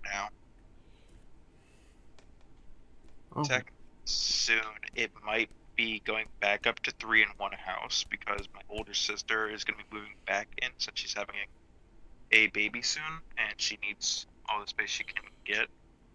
Because as of now, she was just living in a small apartment with a cat and 2 dogs. So why am I running Fabricate? I don't know how that's going to work out since the last time we had a different dog in our house, like with Scooby, he got attacked. Oh? Like, he doesn't like other dogs, but he's never gonna attack, even though aggressive. He just barks a lot, and he'll like jump forward, but he's never gonna actually bite you. Yeah, there's a dog across the street, the neighbor's own. It's one of those super hygienic, like, short-haired poodle thingies. Thing's just hyper as hell. It jumps up. It's not trying to hurt you. It's just so excited because it's still a fucking puppy and doesn't know its own size, you know? So. Yeah. The one dog that we did have was my grandmother's newest dog. His name was Sid, and let's just say he's the white devil because he literally bit our dog's Sounds like neck Commando was to the pretty point we good. actually had to go to the doctor and get him like little stitches. Jesus, Like it was that bad. Yeah, it was that bad. that's an aggressive fucking dog. Yeah, and then Commando my is grandmother's being like, not a "Oh, bad he just needs a little training, that's all." And it's just like, well, you're not having him in here anymore because he just almost killed our dog with that. Yeah. So now we're just hoping that the dogs that my older sister brings down here, based on what she says and how we've kind of like been doing like little tests, they are nice, but we don't know how Scooby's gonna react because one's a bigger dog. I believe it's I was gonna say Great Dane, but I don't think it's a Great Dane. It's a bigger dog. hmm Some dogs, the biggest problem with some dogs is when they're bigger, they don't realize when you have different. This is why, like, when I'm still looking at getting a pair of sheepdog collies because I want them roughly to be the same size.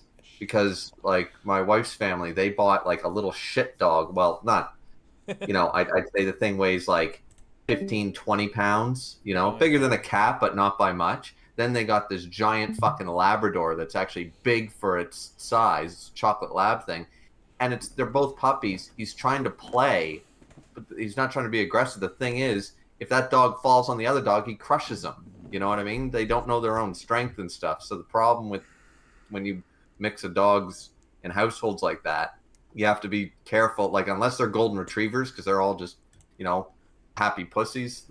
Every single fucking one of them. Everything else is gonna not know its own strength when it's trying to play. I feel like, technically speaking, the two dogs that my sister's bringing over will technically do their best to like bond with our dog, but he's just traumatized from the last dog. Enter?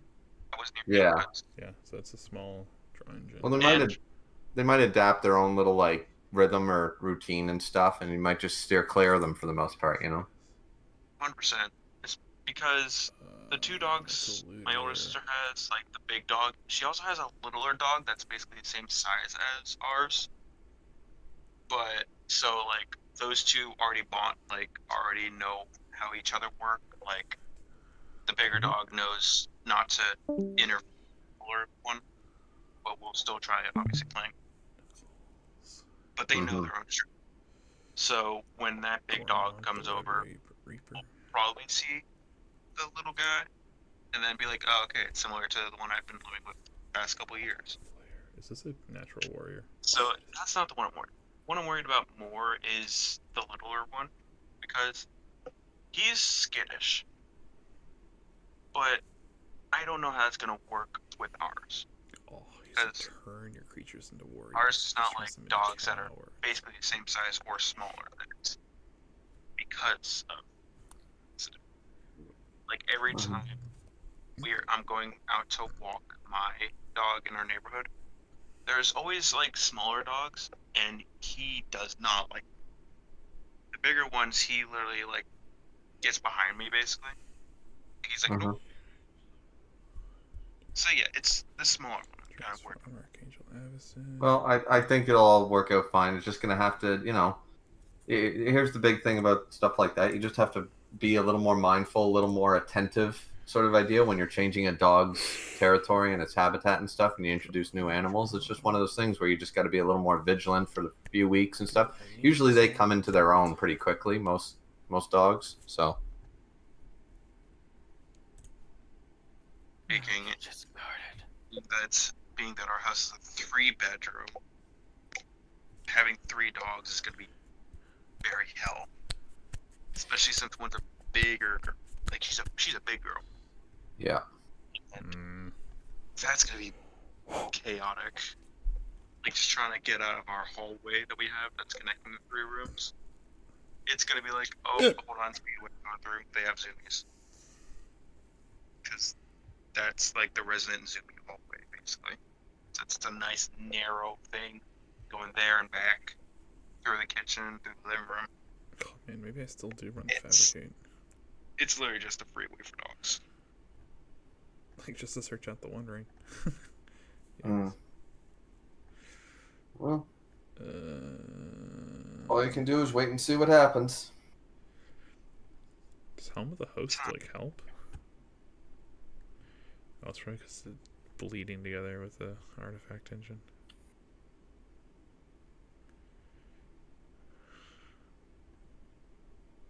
Reconnaissance is funny. I don't know if it's good, but it's funny.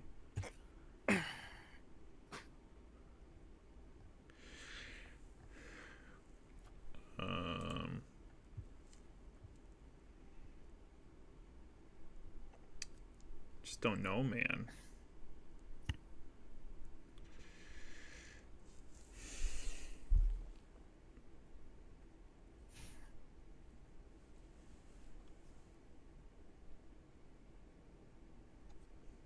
Is this the boss or is this the?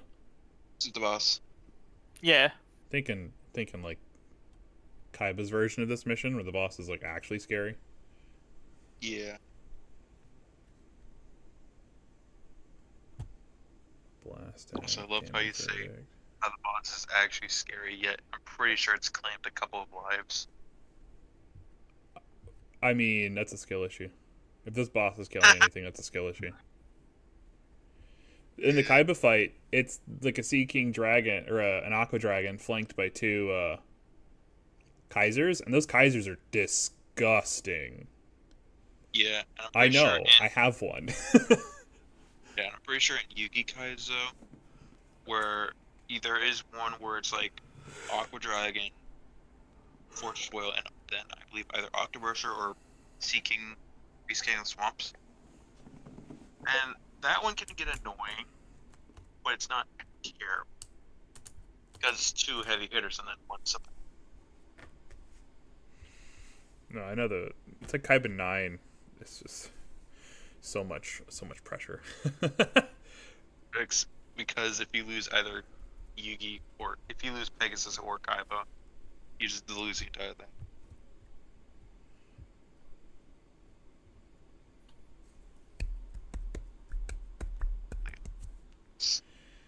I would say is the most like annoying one to face on that mission is actually that Suijin team with the lobster and crab.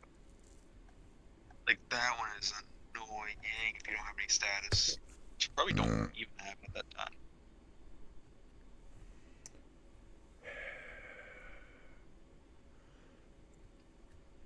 So I sat down, I built out Shadow. I thought Shadow would be the harder deck to build. And now I'm building out Sonic, and my brain is fried. You're just like, okay, we went through the hard stuff, now let's actually work on the easier one, and you're just like, It's actually Sonic is actually harder. yeah. Because Shadow is the draw engine. Whenever a haste or flash guy dies, you draw a card. And you're in black, so it's like killing things is like a joke, right? Like Yeah, it's like, okay, is that it? Yeah, that's what black does. You shoot this guy. Sonic is not. And so like he's not a draw engine. He's a +1/+1 counter engine. This deck's very reactive by nature because you're playing flash. He still does the whole flash and haste, which is fine. It makes sense. And it's a good concept. It's just because it's flash and haste, you're very reactive. You're running a lot of like counter spells or like counter creatures or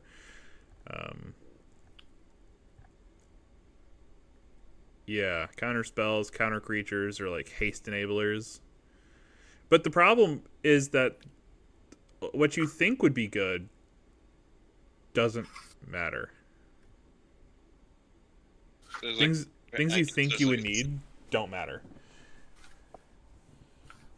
Like there's a Teferi that gives every card in your deck flash, but like you don't care.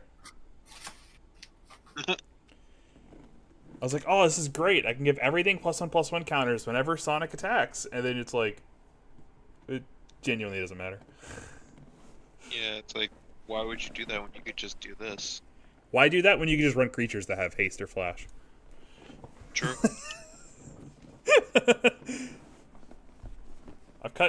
quite a few cards that you'd think would be really good on paper because it's kind of redundant.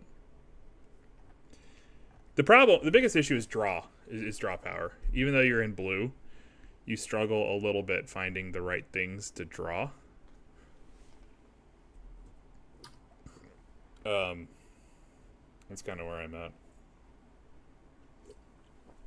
The ramp is fine. You run something like Caltrops. Because Sonic says whenever a creature you control is hit, you create a treasure token. Because he's losing rings. Haha, very funny. Yeah. Is very uninnovative. But you run a lot of like things like Caltrops, where like whenever a creature attacks, it deals a damage to them, or fire magic, deal 1 damage to everything. No intention of making it. You have a lot of outs to like opponent token strategies, which is pretty good. But then you could also just like attack and like deal damage to yourself to get treasures, which is also very good. So kind of like a little self-destruct type thing you could do. Yeah, I'm thinking about running a small dragon engine as well. I think that's the best. Yeah, I think that's the best. That's gonna inflate my deck cost by like a lot. But I think you kind of have to. There's a lot of really expensive creatures in this deck. It's making me nervous. I don't like expensive things. Are you doing like a pure blue deck for Sonic, or are you like mixing with something else? He's red, white, blue. With He's red, red, you get a little bit. You get like a little bit more. The problem And isn't then- the haste or flash. The problem is the mana cost and the draw power. Okay. Blue and white have all the flash you could ever want, and it's like quality flash. Like, you get Archangel Avacyn, who like gives everything indestructible for a turn. You have Aven Interrupter, who's basically a counterspell in white. You have Aven Mind Sensor, which tells anyone searching to go fuck themselves. Deep Gnome Terramancer, which tells the green player to go fuck themselves. Because you can flash this thing in when they ramp, and then you get to ramp too, which is really funny. What else do you got? That's funny. Guardian of Faith, where like you can phase your creatures out at instant speed, and it's a body, which is the best part. What else do you have? Selfless Squire, which is just like a free get out of jail card. Or get out of jail free card. Negates all combat damage for a turn, and it gets really big. Smirking Spelljacker. This is like a counter spell. So like they cast a spell, she comes into play, and then like you steal the spell and you get to cast it yourself. And you have to cast it, then you can cast it later. So if you steal something really good, you can just hold on to it.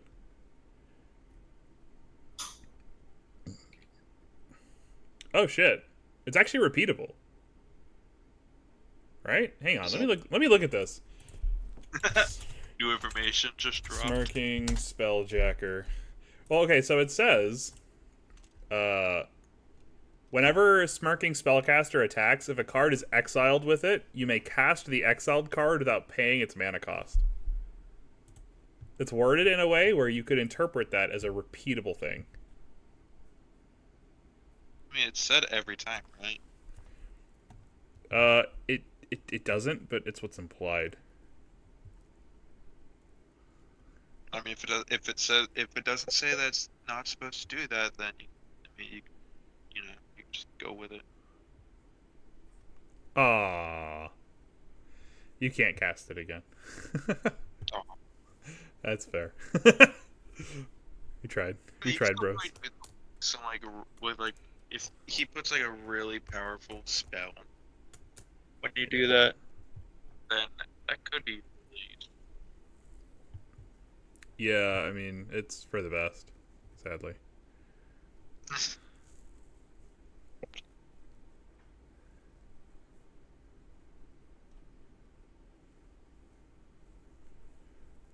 Get him, Fortress Whale. Blast him out of existence. So here's the fun part. Spells that can't be countered can still be exiled by smirking spellcaster's triggered ability. Well done. So if they're trying to sneak something by that can't be countered, she still counters it by technicality. I counter your counter. Well, this is Sounds gross. yeah. It's like, this is really important for like when someone's going in with like an underworld breach or something, you can just shut it down and say no by. You can just say, no, I don't think I will.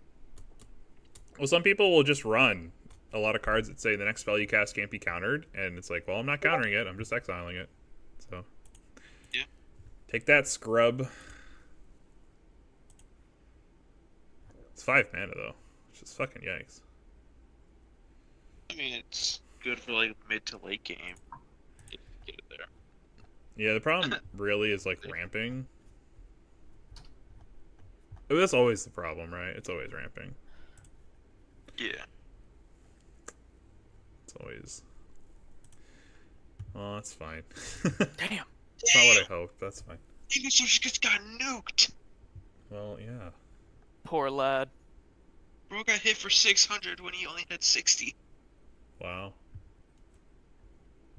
Okay, you really like targeting him. Yeah, Which that's because is fine. They hate him. I hate you, Dad. Don't hate the player. Hate the game. Beaver Warrior, my son. I am sorry. I hate you, Dad. You're the worst. You have to. How many times are you gonna slaughter your mascot? Jesus. If I get my way, this is the last time. I wonder what the game Next has to say mission, about there's that. a team with just Beaver Warriors on it.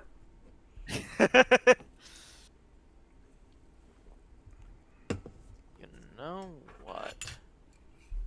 I think I'm gonna use this here because I want to try and get them into one more fight. Try to.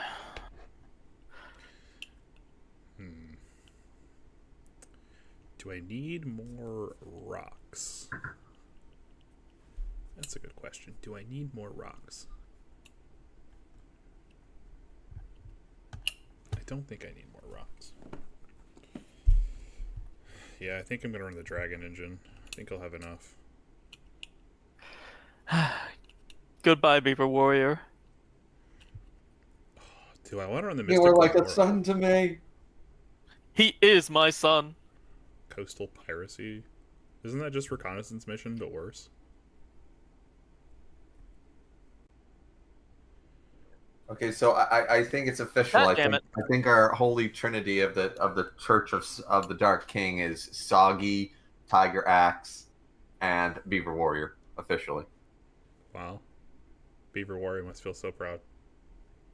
I think so. I think Beaver Warrior. She's so amazing. Beaver Warrior, the Talos of your religion. Yep, exactly. See, we got fuck the Father, the Son, and the Holy Spirit. That shit's boring. How about the Dark King, Tiger Axe, and Beaver Warrior? Now that's a trinity I can get behind. A lot of religions are very offended right now. Oh, I'm sorry. Did I do an offense? Dino Flame. Oh man, Oh, even the- the Satanists are offended, and that's the funny part. Yep. Sacrifice a token at the beginning of the next end step.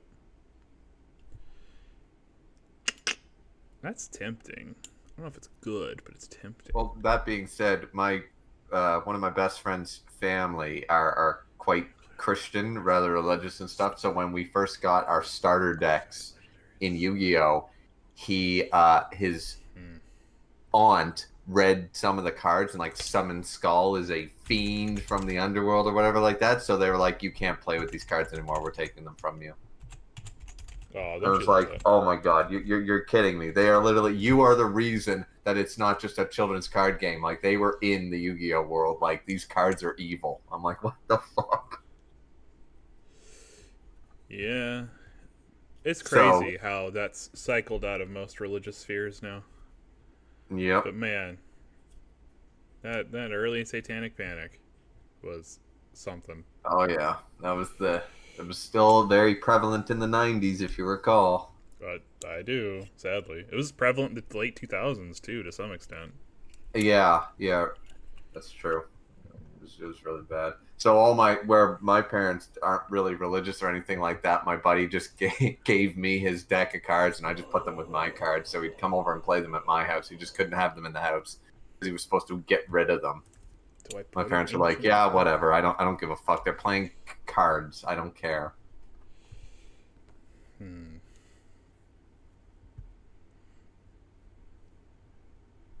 Yeah, my mom was like that for a minute. Literally a minute. Yeah, and then she realized how stupid it was. I don't remember what kind of got her out of it.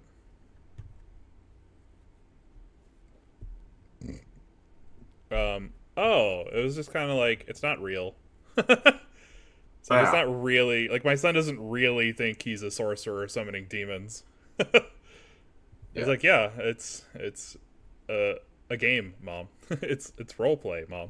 At most, right? They didn't want us watching, I forget whose friend's family this was, but they thought Power Rangers and Dragon Ball Z were also very, like, no, you can't watch Power Rangers because it's too much make-believe and stuff, and you're going to fill your head with garbage and Satan and the devil, and so I don't fucking know.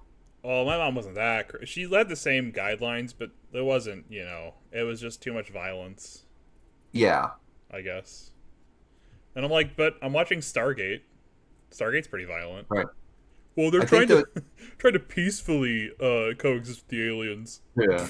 I think the Power Rangers one was because they were literally like using their fists, even though the message, if you actually watch an episode, they're always like, karate is about protecting oneself, never for attack, blah, blah, blah. Like, Power Rangers had good kids' messages in there, and fucking, they were just like, oh, but they're always fighting and, and they're beating each other up and stuff. Like, no, this is promoting violence. And I was like, no, it's not. Power Rangers didn't want me to go out and fucking rob a store and beat up a kid, like, what are you talking about? What it made me want is to fucking get a dagger that sounds like an ocarina that I can play with like a flute. That's what it made me want. Yeah.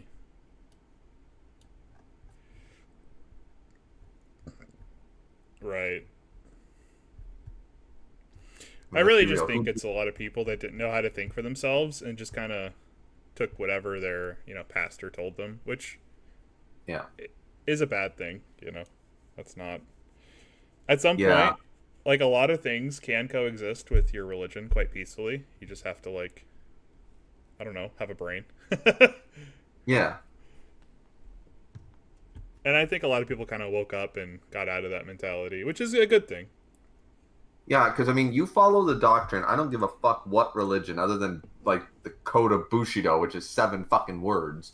But you follow any doctrine that's more than 7 words, and you follow it to the letter, there's no room for gray, and therein lies the rub. But as you said, more people stopped being this black and white about it, and they went, maybe we can, as you said, coexist with this. It's not evil, Well, and I think a lot of people, they take things too literally, It's like religion itself isn't black and white.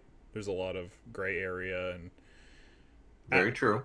Because as part of life, things are murky in life. So, like, the way religious law is, like, handled is also a bit murky sometimes. It's just how it is. Like, yep. It's how life goes. And so, kind of, I don't know, understanding that things can be a little weird and murky, but, like, not... I don't know. It's about coexisting in the world, not being afraid of everything that exists. Yeah, exactly. Like my old man always said, there's nothing wrong with belief and faith. The problem starts when you get into organized religion and you get a bunch of zealots, fucking, and fanatics that make it look bad for everybody. Yeah. Mm-hmm. It's certainly, and it's true. A big nothing wrong with faith. You believe whatever you want. You want to believe in fucking nature, the trees, the moon, the stars. I don't give a fuck what you believe in if you're not hurting anybody, and therein lies the rub. Yeah, not all organized religion, but there is a fair amount of it that's pretty Yeah. bad. Yeah. Can be The pretty witch bad. hammer anybody? Salem witch trials called. They want their church and state back. They want their stake burnings back. Yeah, fucking Jesus. Women of science burned just because, fuck. Yeah, no, Oh. I don't have a good opinion on most religions in the world, so. That hussy slept with my husband. She's a witch. Burner. Yeah. Jesus. Yeah. Fair, but true. But like Jesus. Yeah, I agree with that, Graceful.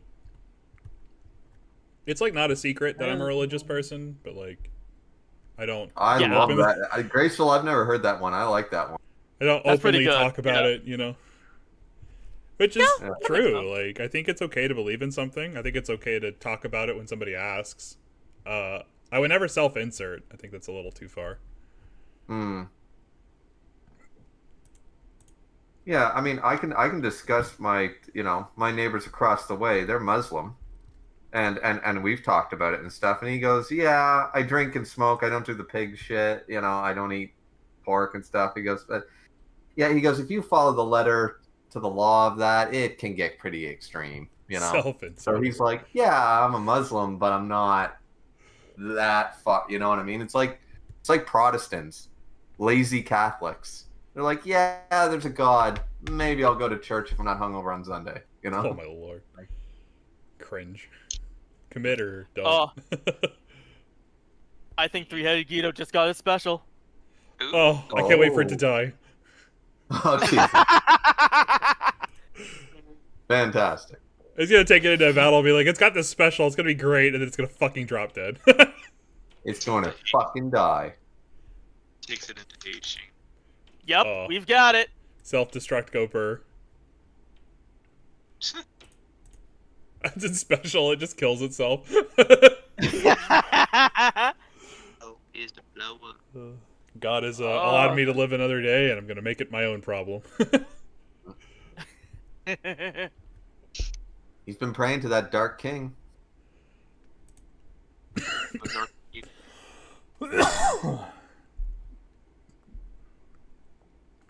Yeah, you're right, King. At the end of the day, as long as people are just like, you can discuss it and be calm about it, then it's like politics in the same vein. You get these very harsh red tie people and blue tie people and stuff. It's like, you can agree on some issues on both sides and have a brain. You know what I mean? Like, yeah, there is a nice, happy middle ground where you can actually solve problems. Yes, there absolutely is. But nobody wants to do that. Well, a lot of people I think are just dumb. I think I don't mean that in like a disparaging way. I think a lot of people are very like simple. And they feed off of what they're told, and they don't really have deeper thought. And I think a lot of that's the schooling system's problem.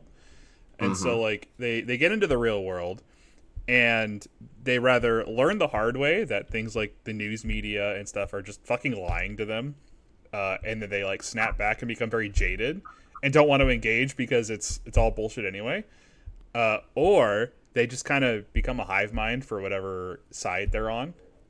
Yes, and I can't stand them. It both sides. It happens to everyone, or both sides of the aisle, I should say. Yeah, and it's rather ridiculous. It's like, at one point, are you gonna pull your head out of your ass and think for yourself? Maybe, I was going to say, just think for yourself a little bit here. You know what I mean? Yeah, have a brain. That's why it's like guys like Matthew McConaughey, I really respect, because every time people ask him, we actually have no idea what he's affiliated with. He goes, "I'm an entertainer. I'm an actor.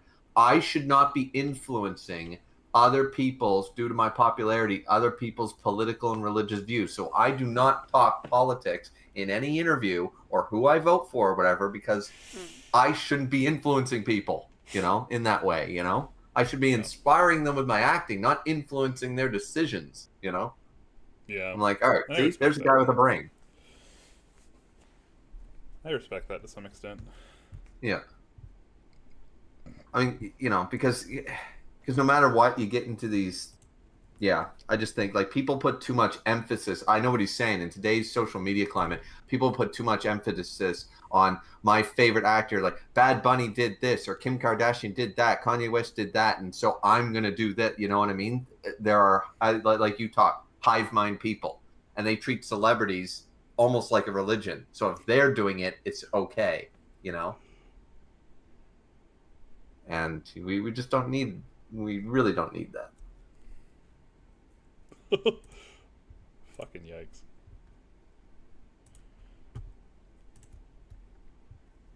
If 2025 has taught me anything, it's don't be iDubbbz.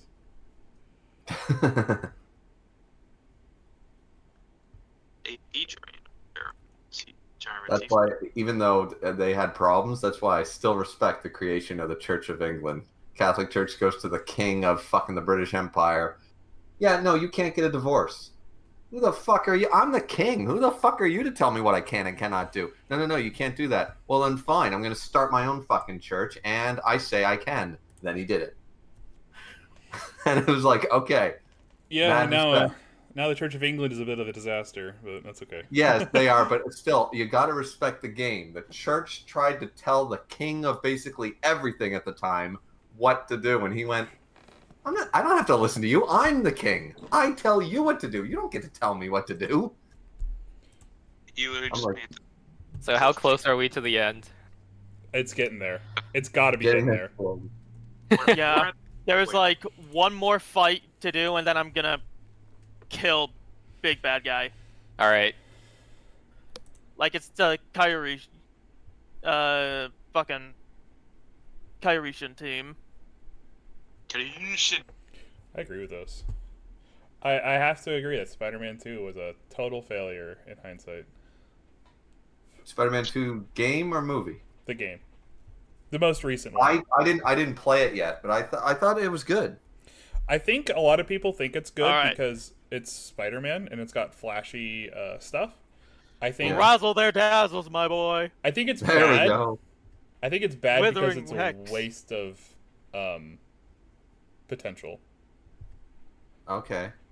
I'm still gonna buy it and play it when I get some money, but you know, because I love the first one. That first game was fucking awesome. And the second one should be good. It should, like, you're fighting the symbiotes. Like, it should be good. Yes, exactly. I was so stoked at the end of that first game. They were like, it's my guy, because I mean I grew up in the 90s Spider-Man, so even though I watched the 60s cartoon, my favorite villain has always been Venom. So when we get Venom, I'm just like, yeah. You know. In any iteration, I'm like, yeah, let's go. Symbiotes. Venom is so cool. Venom is so cool. And my brother was always into Carnage, because the first episode we rented the VHS tape of the black symbiote Spider-Man from the 90s cartoon. And then the only other one they had at the video store, we could see it on Fox Kids and stuff, but the only other one was the one where Cletus Cassidy's in it and stuff. So my brother got really into Carnage, and Carnage is his favorite comic book character. And I had Venom, he had Carnage. Worked out really well for my parents, because they were just like, okay, what are we buying them for Christmas? You get Venom, you get Carnage. You know, it was so easy for my parents. Buying action figures and shit. Symbiote Christmas. Oh yeah, it was the same with Dragon Ball Z. I liked Vegeta, and my brother liked Trunks. Easy as hell. So he got a Super Saiyan Trunks action figure. I got a Super Saiyan Vegeta action figure. My parents had a very easy time with us. No OG Yamcha enjoyers in this chat. It's a shame. I don't know if there was a Yamcha action figure when I was a kid, at least in the Eastern Canada, available here, you know? Well, the problem really is that Dragon Ball never got big in the West until Z. So yeah, OG true. is still kind of whatever for a lot of people. Yeah. And here's Yamcha shined in original. He didn't shine in Z. He did. Actually, and he has good moments in the anime itself of Dragon Ball Z. He actually has good moments. He just gets clowned on now because of the memes and stuff, but he doesn't have bad moments. Well, what bothers me is the meme is funny, but it's taken out of context really hard. Yes, because he won. He kicked the shit out of that Cyberman. He was good. That you know what I mean? Yamcha was not weak. Well, he sacrificed his life for Krillin because he could be resurrected. It's like when he jumps in the way of that Cyberman, it's like, I know Krillin can't be brought back with the Dragon Balls, but I can, so I can take this death here, and it's fine. And like, it's this shocking, heroic sacrifice. And people are like, I got bodied. No! No, he didn't. He actually kicked the shit out of the Cybermen. He won that battle with like no problem. Like, he's saving Krillin's life. What do you mean? Yeah, and see, and also, as you said, people take it out of context because we were hitting hard when he hit the ground running with the Z, which was still Dragon Ball at the time, obviously in manga. But when Z started, we were like, okay, what are we gonna do? We're gonna kill off our main character. Wait, what? Yeah, and then we're gonna have them train for the new villains, and we're gonna start killing off some OG characters like Yamcha and shit. It was like, god damn, this like the stakes just got really fucking high. Goku died and Yamcha died. Like, wait, what the fuck? You know what I mean? And killing off characters in Shonen is almost an impossibility these days. Yeah, for real. Well, So, the thing I is respect that it. when people God die in damn Dragon it. Ball Z, they're not like really dead. So But see, At and that here's- time, they were. at the time they were, yeah, like Krillin could not be brought back. There was no Namekian Dragon Balls, and also, but if we recall, even Piccolo died in the Saiyan Saga, so there were no Dragon Balls. Yeah, So now he died Yamcha, shortly Tien, after everybody's that. dead, and it's permanent. We don't know about the Namek Dragon Balls until later. seemed permanent for approximately half of an arc. Hell yeah. But Yeah, in, but in but the manga, that was that's a few like 2 years. years. You know, That okay, yeah, that's fair. it's it's a Given the long- rate of like release, if you're keeping up with it at the time, yeah. And even if like you go back and like because people misunderstand how the wishes work and stuff like that, but also if you go back like into the Boo Saga and stuff, and people All say right, Graceful. there's no See ya. stakes at this point. Oh Night. yeah, see you. Graceful. Oops, Um, wrong emoji. there is because Goku brings it up multiple times and no one seems to pay attention. If you die when you have a halo, you cease to exist. Dragon Balls cannot bring you back if you die if you're already dead. So when Goku has the halo, if Vegeta kills him or Majin Buu kills him, he's gone. He's erased from existence. Same with Vegeta. In the final fight against Kid Buu, there is still stakes there because if Vegeta dies, the Dragon Balls can't bring him back, Namek or otherwise. Like people say, like, "Oh, Dragon Ball has the easy fix." It's like every arc there is actually a this might not work. Yeah, there are some stakes. The stakes are, I guess, muted now because Yes, it falls into the general shonen like bullshit. But it does. But back then, killing off your main character and one of the original cast members from the beginning of the series in your first arc, it's ballsy. it was That's fucking ballsy. ballsy as hell. I respect the fucking game. And killing off Goku not once but twice in Z, killing him off once for the Raditz. Once for Raditz and once for Cell. and once for Cell, yeah, and saying, you know what, we're gonna bring Gohan into this story, and we're gonna make Gohan the main character and stuff like that, you know? Oh, when Gohan was actually cool. Yeah, or actually 3 times because that's the whole point of the future timeline. There's a timeline where no, the Dragon Balls are gone and they can't fucking do anything about it. So you know, everything's fucked in the future. Oh, if only they kept that timeline actually good. Oh, I know. I hate what they did in Super. I don't even talk about the Super shit. The Super arc, this is controversial, but I believe the Future I Trunks saga genuinely- was good. Go ahead. I actually felt like Super might genuinely be worse than GT.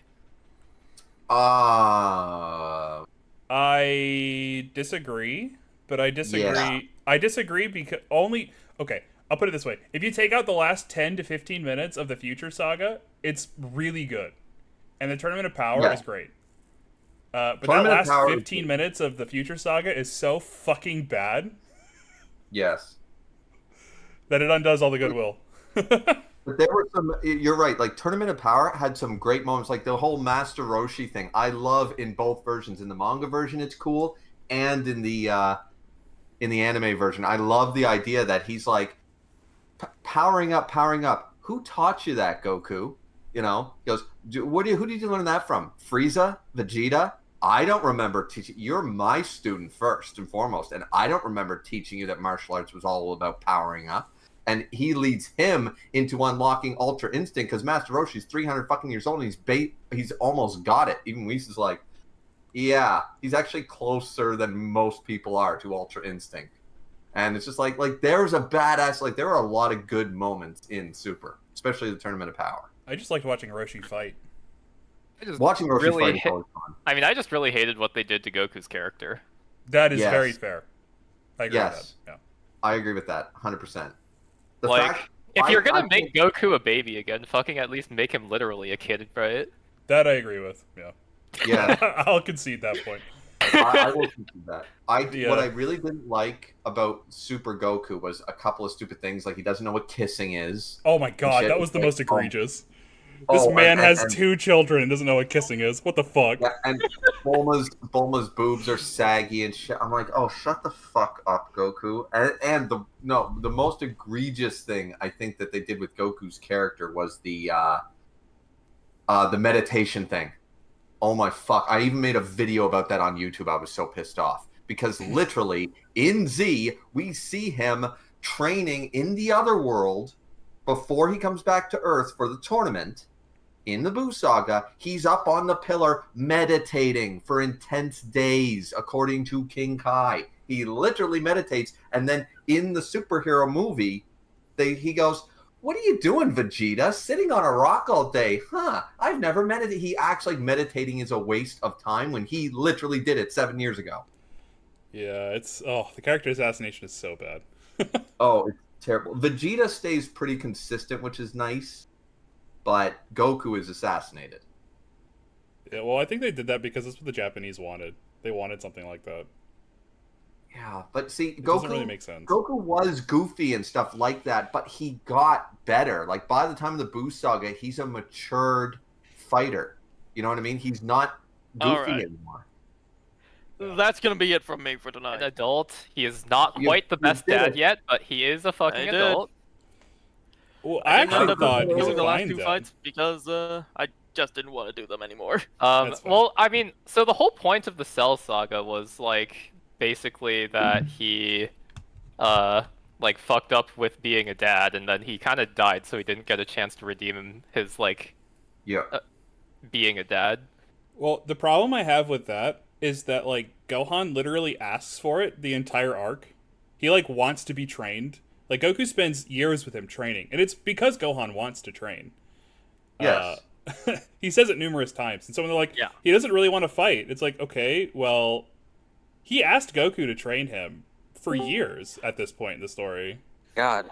And then But the he was Senzu beam. also, but remember, he was sort of forced into some of it, like Oh, sure. But by they all like were. the Saiyan Saga and stuff. Like most of the time, it was out of necessity that he wanted to be able to defend his friends. He doesn't actually like fighting like Vegeta and Goku. Like Piccolo points out to him, you know, at the Cell thing, he goes, "You're wrong about it." He goes, "He might be the most powerful person in the universe, Goku, but he's also still a scared 11-year-old boy. He's not you." And then Goku's like, "Oh, fuck." He goes, "Yeah, it doesn't matter that he has the power. He's not Vegeta. He's not you. He doesn't want to fight. He fights out of necessity to save his loved ones. He doesn't want, like, that's why at this point he doesn't train or do anything anymore, because it's not who he is." Well, You know? and I think my problem with that is he learns the lesson so many fucking times that it's stupid, right? So, like, he doesn't train, and then Boo comes in and beats the shit out of him. Yeah. And then he ages, right? Frieza's resurrected, and he's the first line of defense. And Frieza fucking kills him in one punch. And then he doesn't... Yeah, I hated that. He couldn't even go Super Saiyan 2 anymore. By his own admission, he's like, "I think I can still go Super Saiyan." I'm like, what about Ultimate Gohan here? You're supposed to be as strong as a Super Saiyan 3. What are you talking about? It was like the whole arc of the Boo Saga was learning that, like, you might not like fighting, but you don't really have a choice. You are right. You You're have to supposed fight to be protect your loved ones. Earth defender. Yeah. No, I agree with that. It's just that, like, and also I hate when people say Boo bodied Gohan and stuff like that. It's like after he absorbed Super Saiyan 3 Gotenks, That is Gohan true. is stronger than Boo. He kicks the shit out of Boo. It's After an fucking when he asshole. absorbs a Super Saiyan 3 on top of his power, he's stronger than Gohan. But like Gohan, like even the abridged makes fun of it because Vegeta keeps going. Oh, there's Kid Boo. He goes, "Should you save your son?" No. Was it saving your son? He goes, your oldest brat is still stronger. Where is he? He goes, dead. Why didn't you grab him? He could end this fight, you know? And it's just like, oh my god, yeah, he's actually right. Because without the absorption of either, like, you know, Gotenks or of Gohan himself, Majin Buu is not stronger than Gohan. Gohan's still more powerful than just straight up Super Buu or Kid Buu. But he got the absorption shit, and it was like, fuck. And also, that also kind of came out of nowhere. I'm just going to unlock more of your hidden power. Didn't we already do this in the Namek Saga? Yeah. Yeah, we're just going to do it again. We're just going to do it again. And one Unlock all your in the potential. Super movie. What if you just got really angry one more time? Yeah, seriously. Like, I don't mind the nice... It's a good nostalgia trip to callbacks for Beast Gohan, because it's literally Super Saiyan 2 transformation done again. But complete with literally the same purple gi and everything.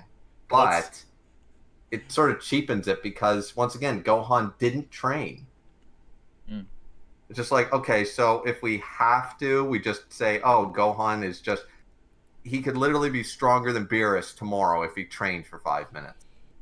You know? It's literally the same. No, it'll take him 10, okay? It'll take him 10 because he got distracted for 5. Yeah. It's the same thing with the Frieza problem in the manga, where it's like, oh, I got beaten by the Saiyans. They're like gods and shit now. I trained for a month, and now I'm as strong as Super Saiyan Blue. And it's like, all right, they learn Ultra Instinct and Ultra Ego. It's like, I trained for 2 more months, and now I can one-shot you in your brand new forms. Yeah. What? What is this? Yeah, I agree. Get a little sketch. I Like, think how- Super Saiyan it's 2 like- works. Go ahead. Yeah.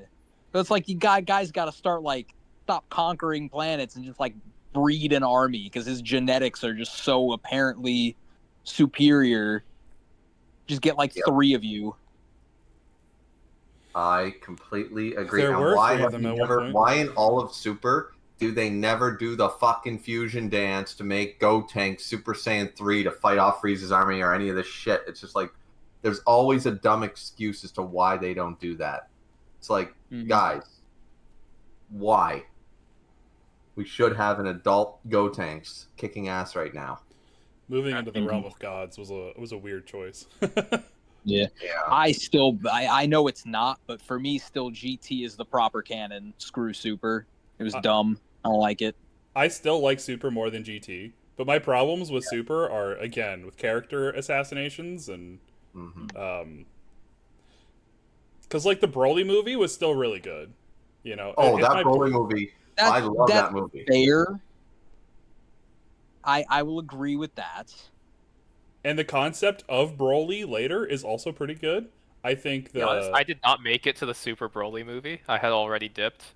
Oh, the Broly movie is so good. All of The Super Broly and just go movie straight is to it. it was the first time I actually got to see because I'm in, far eastern Canada, and no, I'm not in Toronto like everyone thinks is all of Canada. So we don't get a lot of the anime movies and stuff like that. So I never got to see any Dragon Ball movies in theaters. And finally this one came out and I said, I'm going to see this thing.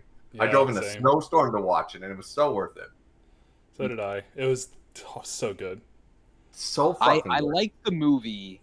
However, the problem I do have with Broly is the power scaling. Where makes base sense. form Broly is stronger than Blue Goku. Well, I don't think that's really true. Well, he was at least stronger than Red Vegeta. Yeah, so what they're getting at is that, like, they're redefining what it means to be the legendary Super Saiyan. Yes. So basically, like, the point is that Broly has the power of an Ozaru in his human form, and so he's just powering up and getting stronger as the fight goes on, because he's in a natural Ozaru state as a human. Or as a Saiyan. And so it makes sense. The Ozaru weren't even all that strong when They're we think 10 about times it. no, they're 10 times multiplier though. The That's the Ozaru point. are Yeah, Super Saiyan incredibly was 50 strong. though. Yeah, the Yeah, Ozaru Super Saiyan is more of a multiplier than Ozaru ever was. But Well- but you think about this. If you are in a constant state, it's no different what Goku and Gohan did in the Cell games. If you're in a constant state of a 10 times multiplier, your entire life, and you're getting Zenkai boosts on top of a 10 times multiplier, and he's fighting like life or death since he was a baby all the way till he's like, what, 35, 40? That's 4 quite a decades battle-hardened of being warrior. constant getting Zenkai boosts. Yeah, but the point, but it's canon that Zenkai boosts can only, like, there is a hard limit on them. Oh, sure. Yeah. At a certain point, your body just does not give you any boosts anymore.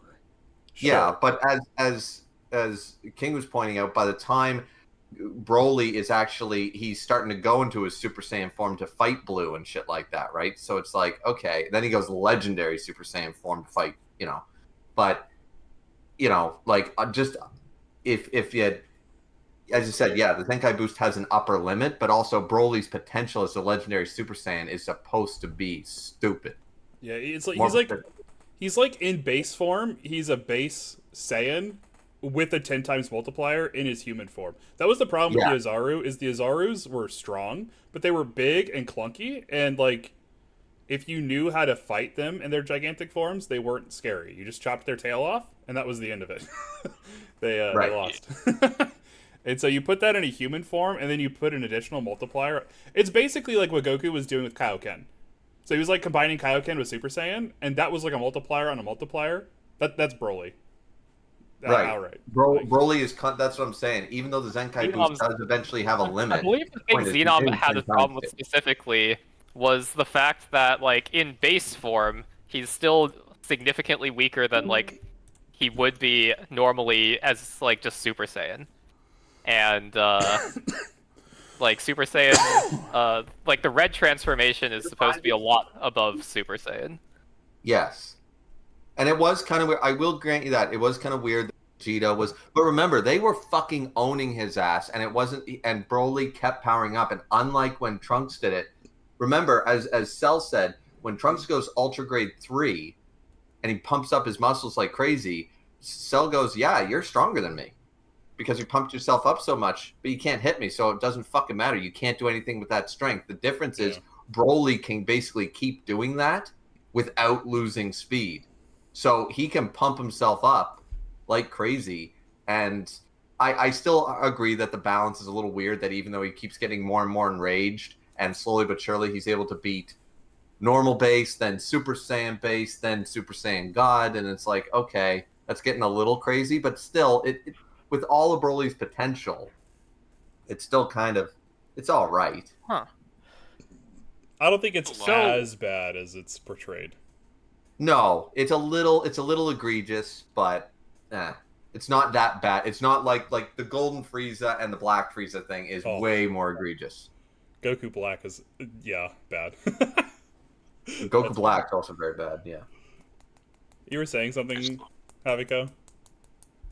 Apparently Deal of Phantom can just be equipped no matter what your level is. Yeah, it's fine. We talked about that. It's fine. Oh, okay. Because I put it on Fortress Whale, who wasn't level 15 yet, and I was like, oh, I don't want to, like, incur a penalty for something. That's fine. So I figured I'd bring it up. Yeah, you're fine. All good, all good. Just love that, bro. He gets his 4th AP. At least you got through. The main thing is, Haviko, you got through the grinding mission. Yeah, that was the main thing I just wanted to do. I wanted to get it out of the way as soon as I could. I never got to train up but whatever, they're the filler team anyway. Still got a lot of grinding done. Yeah, at least all my teams are like at least level 10-ish with the monsters. I didn't get to train Joey up as much as I wanted to, but that's because I'm always scared of them fucking dying. That's how it was. That's how it's been with my Joey team. It will be like that sometimes. Your mission 6 is going to be a thing. Yep. Yeah, I know. Because we have Darklands. I'm very curious to see how that goes. Have you watched anyone play Darklands? I have not. Oh. No. No spoilers.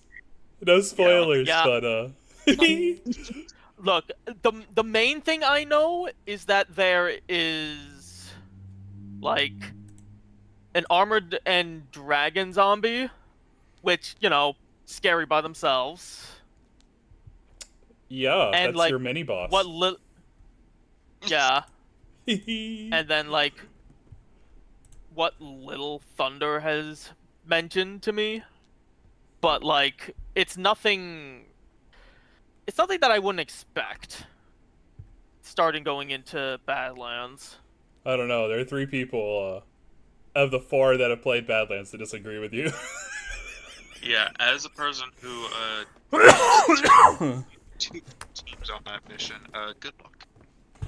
That Well- mission is fixed too, by the way, so you cannot wait till Yeah. day anymore. Yeah. Hmm. Have fun. So I heard.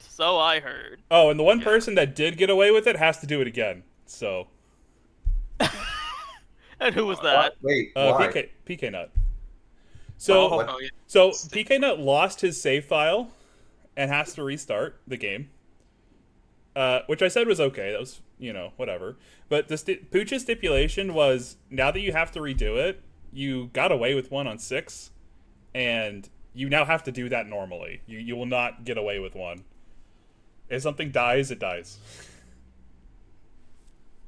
Deal with that then. If you survive Hell in a Cell, congratulations. But So how does that work? So he has some losses, and now he's got to restart the game. Is he starting with those losses? I told him he could use those monsters until mission 5, and then they're dead. But they're dead. They're dead either way. Yeah, fair enough. I understand your point. Yeah. Yeah. I also Yeah, have. Until after mission 5 or until mission 5? So- like before We it? did draft Yeah, league they last died time. on 5, and so he's okay to use his fairies, and actually probably encouraged to use fairies to keep his levels down. Because I have like a whole bunch of. I autistically mapped it out. I was like, you have X, Y, and Z. Like, don't go over certain levels. I'll actually probably send it to Pooch as well, so that Pooch can have it in case, or Marshall, because one of us is gonna have to watch him play if he ever plays. Right. But yeah, that's kind of where I'm at. Is like, you can only go a few levels above. Reach mission 5. You have to play 5 the same way you played it. You don't get a second chance to grind because he did not grind the first time, so you don't get to redo that. And then that fairy team is dead after that first wave because it's all you did. Oh yeah, because during the second wave, he fucking got them killed. Yeah, they died to the Yeah, first reinforcement team, and then he bounced. Yeah. Okay. Yeah. Got it. This is why I always, like, ever since my game froze on, like, thankfully it was like early. It was like mission 4 or something like that. In a draft one, and thankfully I only had one loss anyways at that point, so I just redid the first few missions, but there was no crazy missions at the time. Ever since then, I always copy my memory card for Dolphin and put it on the desktop as a backup after every time I play, just to make, when I'm playing draft, I'm like, I am not losing this fucking save file. More. Okay. Oh, I don't know. I might have lost. And then I just delete the. If nothing goes wrong, then Oh, I I just sent it delete to it. him. It's He a has it. kilobyte. It doesn't take up anything, so I don't care. He has it. Very nice.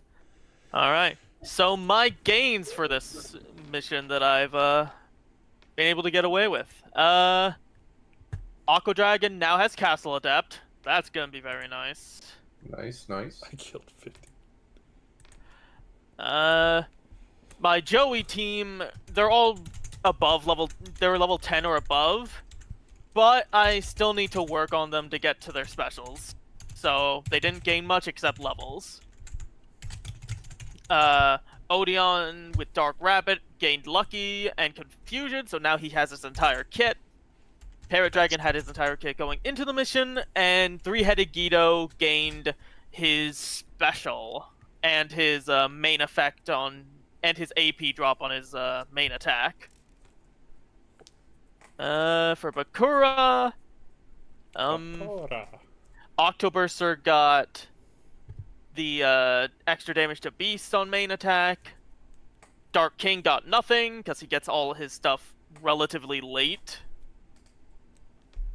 And Fortress Whale also didn't get anything, but he's closer to Castle Adept at level 15, so just 2 levels away. Mai got nothing, absolutely nothing, even though I tried. Let's see. Lava Balgard got blind on his attack, and the other two just kind of leveled up and got stronger. And Guido. Yeah. Yeah, we cannot forget about Gentleman is like 5 levels away from having blind on his main attack, so that's gonna be nice. And I think I'm getting close to Super Stam on Two-Headed King Rex. I'd have to double check that. I've been running rampant with that Celtic Guardian. What a broken monster. I am so glad that he's doing well for you. He's doing work. He's better than I thought he was. Yeah. Well, your illusory gentleman has been putting in the work himself. Well, we'll see if that continues, but for your sake, I hope it does. I hope so too, and I'm As gonna do a- everything I can to make sure that they As someone they, who knows make it what's through. coming. Yeah. If I had to get, there's gonna be a lot of fiends, which means there Yeah. may very well be some very funny items that try to crit my spellcasters in my future. I'm just gonna say Pooch is not nice. His exact I quote, see. when we talked about those mission 6 and 7 for Yugi and Kaiba respectively, his response was, "You grinded. It's fine." They are not nice missions. They are not nice missions.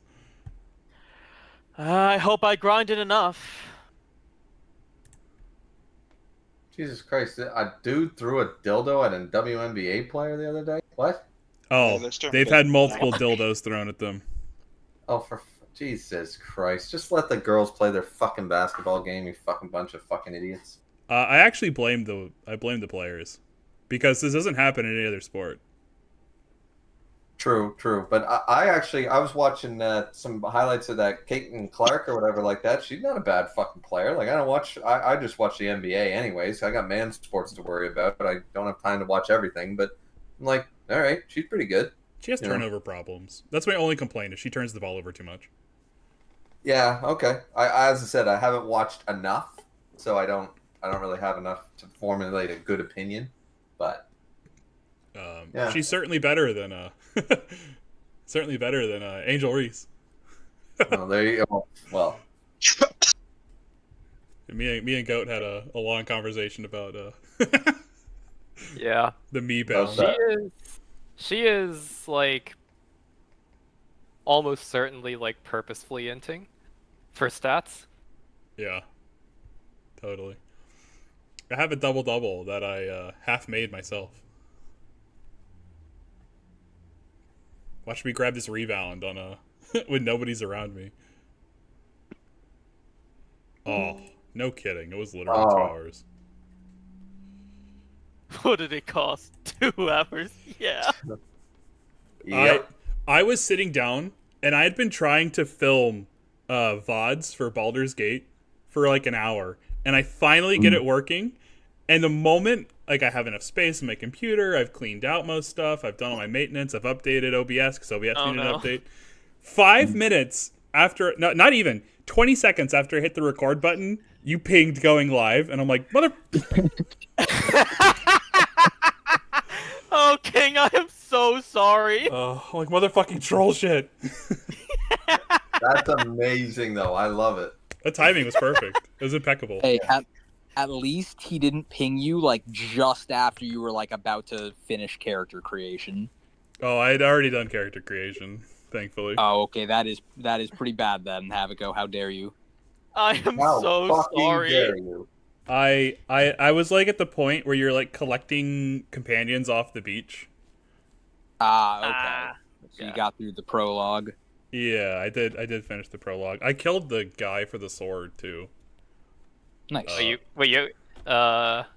General Zag or whatever. Yeah. Any mods or just base? Base. I've never beaten the game base, so there's no point modding it Gotcha. until I've at least like progressed a decent way through the game on base. There's Alright. like I get the you. quality of life mods, which I think are always fine. That's fair. I haven't Stuff really that looked makes into the it. food waitlist I and gold almost never- waitlist.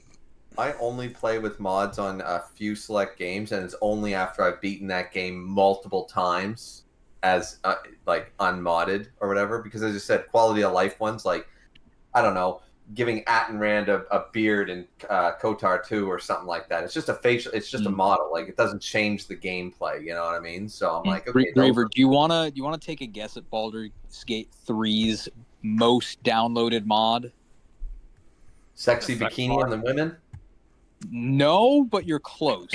I was gonna say Karlak is that way as it is. Oh, okay. So there is a mod. King, do you know who Withers is? The zombie, right? No. He's the guy that resurrects your party members? Yeah. Yeah. So one of the most downloaded mods in Baldur's Gate 3 is called Withers Big Milkers. Oh no! It's just No! a mod that gives Withers big tits. I'm gonna look that up. No! Heard of it? It's not big. It's Withers Big Naturals. That's the name of it. Stop! Withers Big Naturals mod. I gotta look it up here. Why are you like this? Oh, for the love of Christ! Why? I've seen it, but Why like, not? god damn it. But why? Alright, but have you considered that it is possible to just kill Withers like permanently? You can just delete him from the game. That's what you told me about that one girl from that dating sim that you had Tom played, and that didn't work out so well. You didn't enjoy your time with Monica? Monica's the best. Mm. Alright. I think I'm gonna head out. Have a good day, everybody. Later. Take care. Later. I wonder if we're getting any more content this evening. I don't know. I haven't heard any whispers about it. Well, that's fine. I can go back to beating myself up and trying to collect every trophy in Super Smash Bros. Melee like a moron. See, now I gotta know if there's any, like, cool Karlak mods for the big muscle mommy. Oh, I'm sure. Easily the best character. That might ruffle some feathers, but I don't really care. No, I mean, I'm right there with you. To be fair, she doesn't have a whole lot to compete with. That is very true. Like, there's Shadowheart, who's decent character-wise, but, like... I think her romance she's is got good too. the worst starting kit ever. Like, Lariat did not understand how to build her stats. Oh, that's fair. Also, Twilight Cleric is kind of a meme. You got Lae'zel, who everyone kind of just doesn't, like, hate, but no one really, like, likes Lae'zel. She has a pretty good character arc, I felt. I think her character arc is really but, like, good. she's really annoying in the start. I feel like from a romance standpoint, she's just a mean version of Karlak. From a character standpoint, I think she's really good. But from a pure romance standpoint, it's just mean Karlak. Fair. And then you got Will, who's stale white bread. You've got Gale, who eats all your magic items like a piece of shit. Gale's a little interesting, though. A little too horny for my taste, but he's interesting at least. He's not even that interesting to me. It's just him bitching about how he's not with his girlfriend anymore. Oh, that's very fair. I tried to impress her, and now she hates me. Yeah.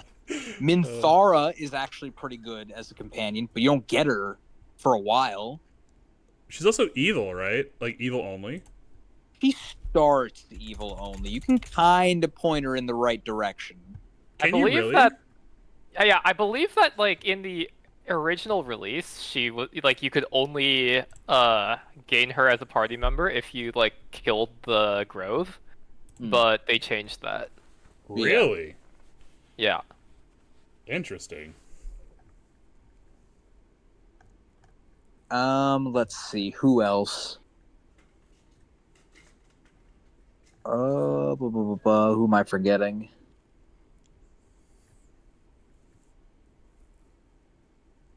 Asterion is Alston? just Asterian's actually pretty lit. Oh, I cannot stand Asterion. Yeah, like I like his story. I don't like the character, and he's just a thirst trap. Like, let's be honest. He's literally buy for pay, like. Yeah. Which I mean, that's fine, but that doesn't spark my interest for as a character. I don't. That's not my thing. I can't get into it. Like. Yeah. So yeah, not a very strong lineup comparatively to Karlach. Oh, Karlach is just so fun. Easily my favorite character. I'm gonna step in with this battle axe, and I'm gonna kill you. Mm-hmm. Yeah, that's my girl. That's maybe I'll put a coin into the old jukebox and do it even better. Oh my god. I don't think I've used a soul coin a single time in any of my playthroughs. I think I believe I did once, but it was in like my Will Karlach duo playthrough because it was like, you know, Will Karlach just feels so fucking canonical. Right. Fair enough.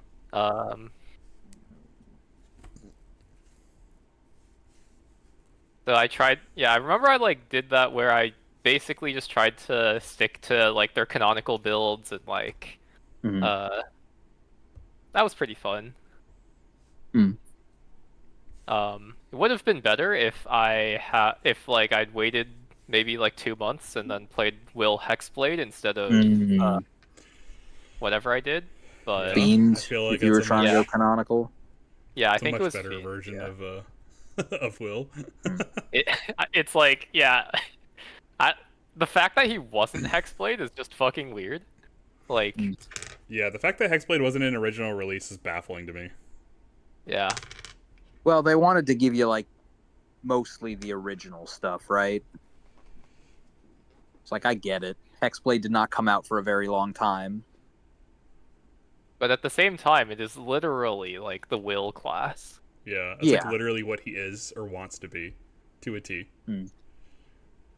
How his like character is set up. Yeah. I don't know.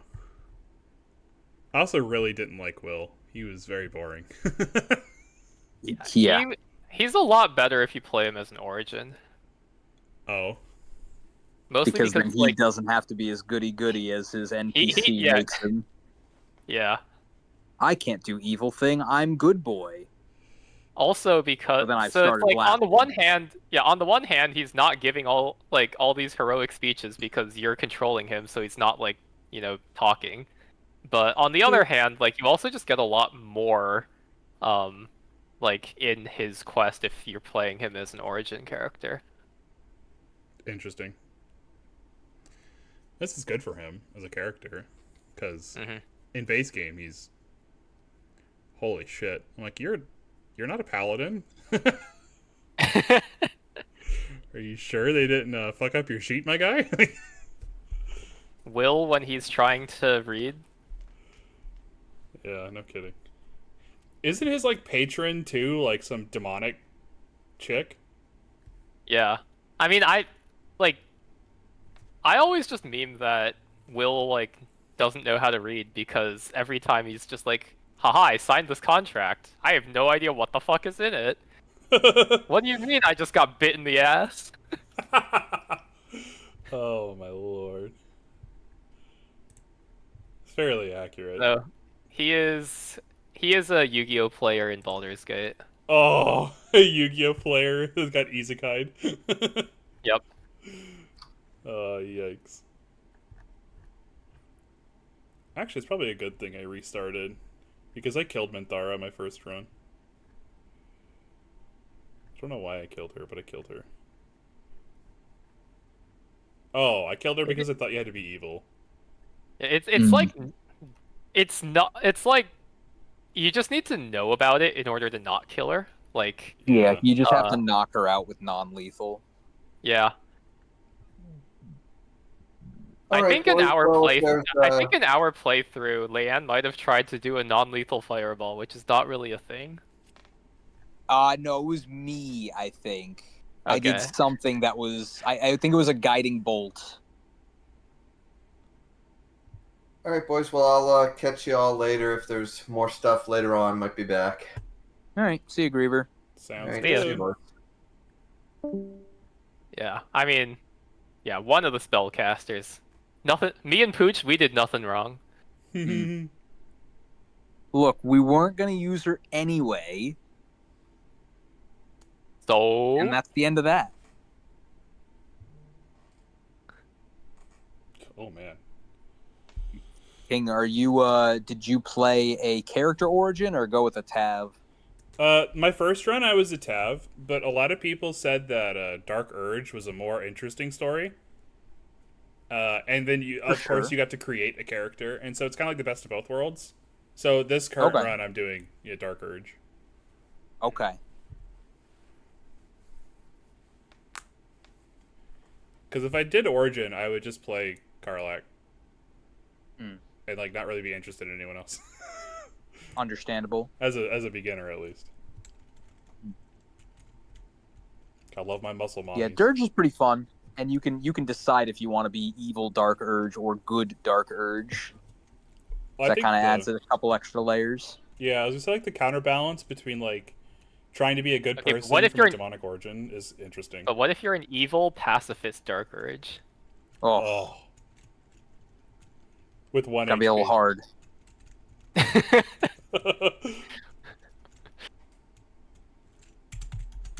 Considering Top Goat that you know the cutscenes that happen with the Dark Urge, it's gonna be a little difficult. Hey, there was only one that I had to like avoid. That I actually had to go out of my way to avoid. Right, but King doesn't know what those are. Ah.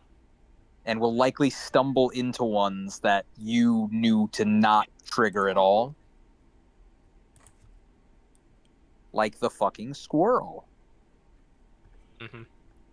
Oh. Okay, well that's not too bad. I peeked in on this Commanders game. Because I saw that it was 17-0 in favor of the Patriots, and so I was like, oh, that looks bad. The defense must suck, and then I peeked in, and I'm like, oh no. It's just Sam Hartman shitting it up. Okay. That's okay. He's the third string. He can suck. It's fine. 3 of 9 for 11 yards and a pick. Why is this guy on the roster again? Yikes.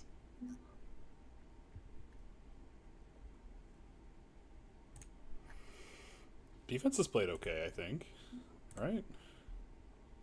This is a decent drive. And then, yeah, Hartman threw a pick on the third drive, and they got a field goal out of that. And his 17-0 looks a lot worse than it actually is in the preseason, so it's not that bad.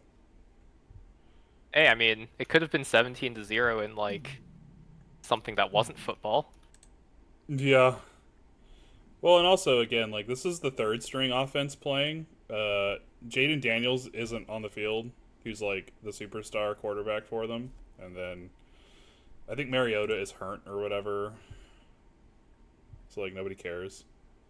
The biggest problem with Hartman is he's just a liability. Like he's just really bad. He was bad at Notre Dame. I don't know why they signed him and why he stays on the roster, other than I guess he works hard. Oh, I gotta go. Bye. Oh, look, Hartman's gone to the bench. Oh no, he's still playing. Damn. Who would they even play? Like, who is like a fourth string quarterback? I think it's literally just Hartman, and I think he's gonna play the whole game.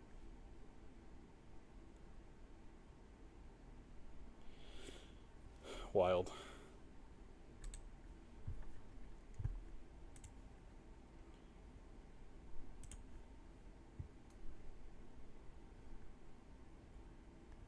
I mean,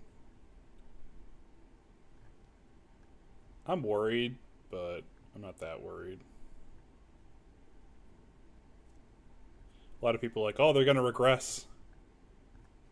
I'm like, well, yeah, it's kind of hard not to regress when you go 11-5 or 12-5 and go all the way to the NFC Championship game. Like, A little bit hard to not regress after that. Welcome back, Marshall. Hey, was watching. I'm gonna be perfectly honest.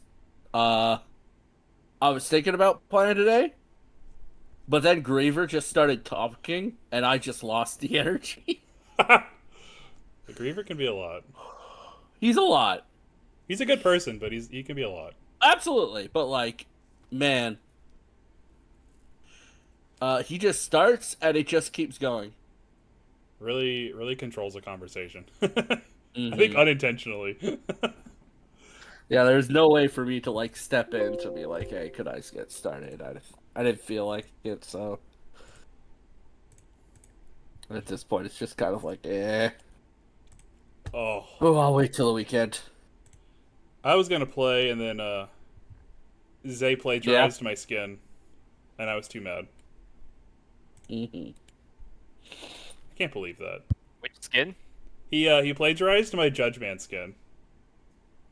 Like, to the T. He's like, here's a Judge Dredd skin, and it's like, I did that already. You couldn't even have done it for a different monster? Like, come on.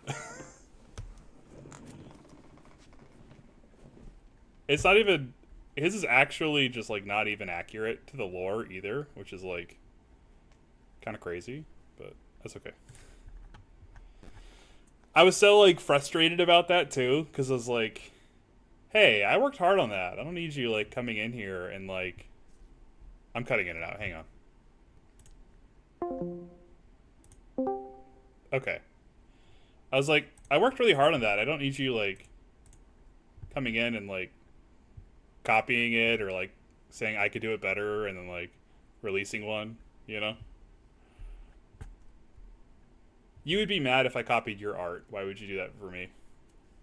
Mm-hmm. Oh, I was so proud of it, too. Like, nah, get out of here. I was tilted because I didn't want to say anything that would get me in trouble, but I wanted to call him out on it. That's what... Yeah.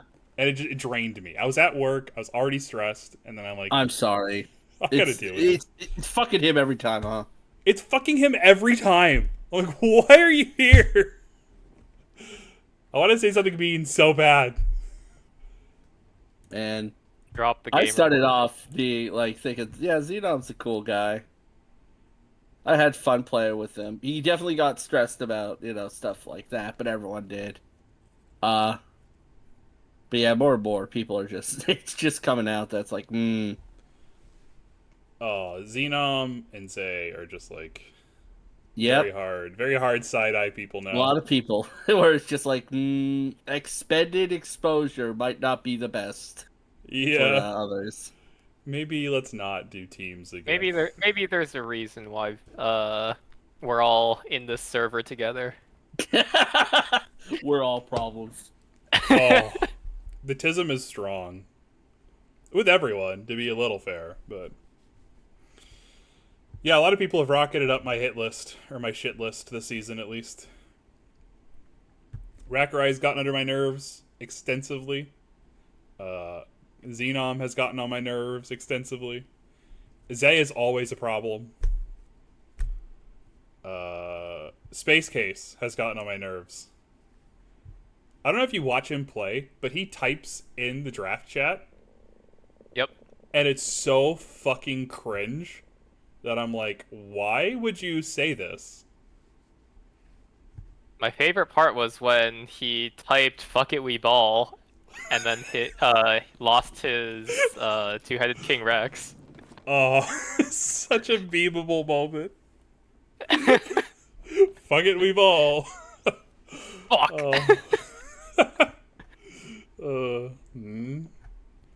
Doubling up on the word fuck there. Yep. Oh, jeez. Wild. I know Zay really wanted to dump him, like, hard. Because he's like... Zay was like, can he play? Who is this new guy? Because this guy... I think it was Soma or whatever. He asked about playing in draft or whatever. And I was like, I might need you to sub in, Stick a little close. Don't go too far. Just because I'm full this season doesn't mean something's gonna not gonna happen, right? I might need you to fill in for someone. And Zay's like, who is it? Who is it? Who is it? And I'm like, we're not gonna have this conversation until it happens, man. Like, stop asking. And what's funny is Space Case has played twice this week, and Zay hasn't even touched the game. I'm like, oh, I bet Looks like Zay's the one getting replaced. He's coming up on his own deadline. He's like, I want Space Case to play before Monday. And I'm like, tick tock, my guy. It's starting to come up on your own, like, deadline. And you haven't even touched the game. Like, oh. I'm going to hate watch the shit out of that, too.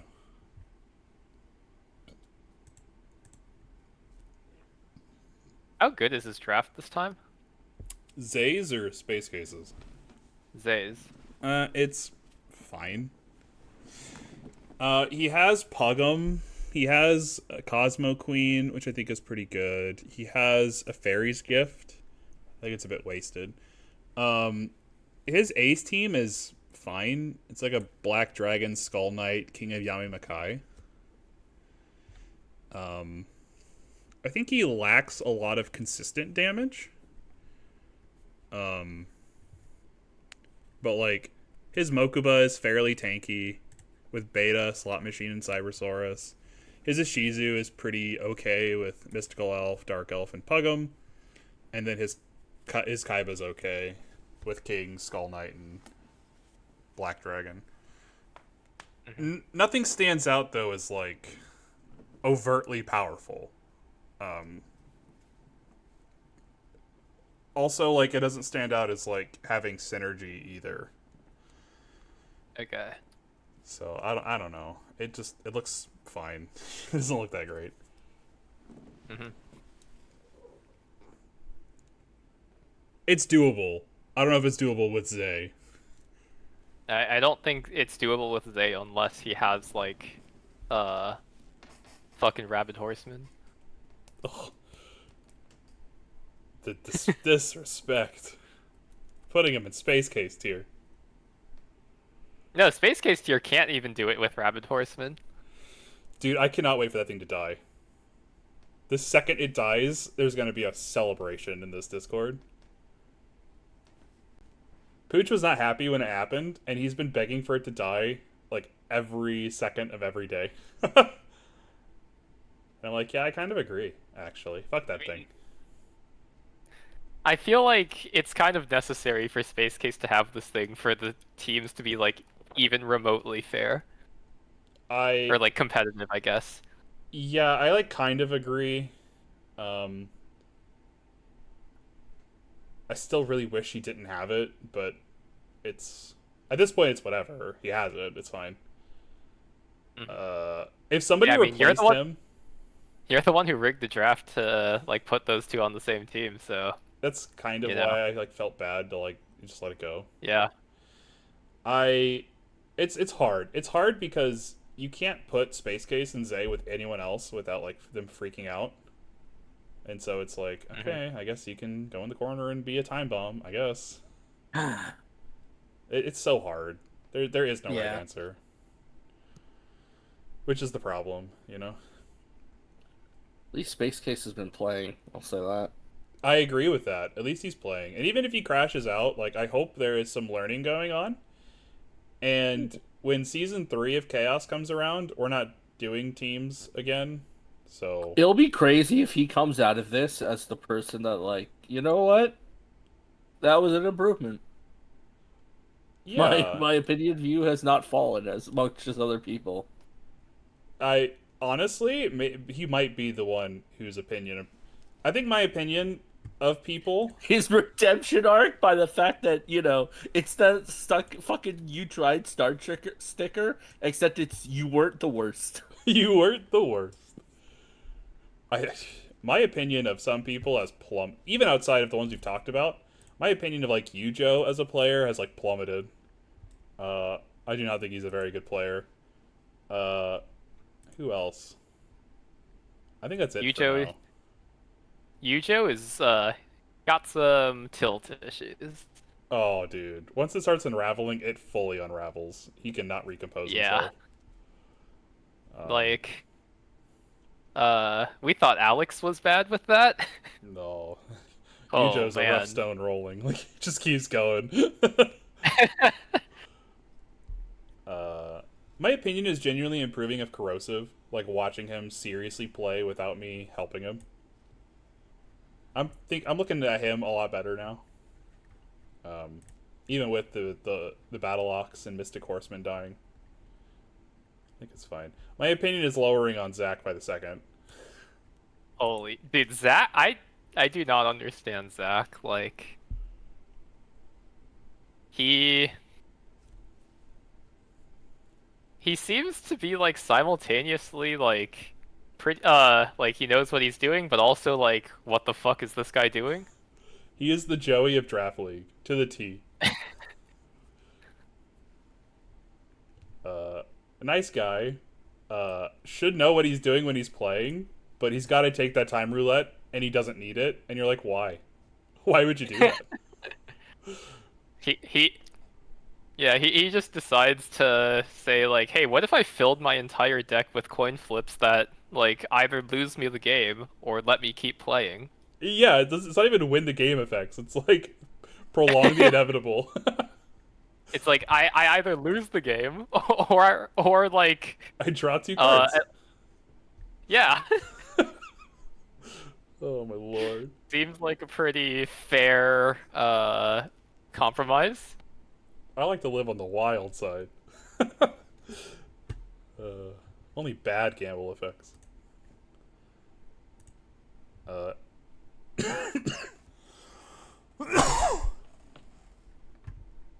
I think my opinion of Graceful will probably go up, even though he has a bunch of item changes and it's like free.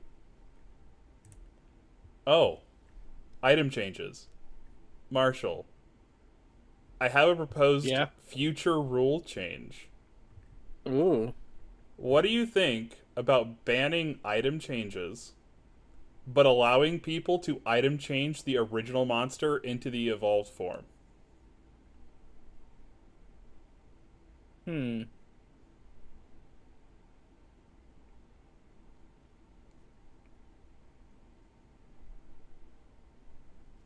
It would put more value on those lesser monsters. Admittedly, I think pretty much all of them, it's a case of you always want to item change them once you get it.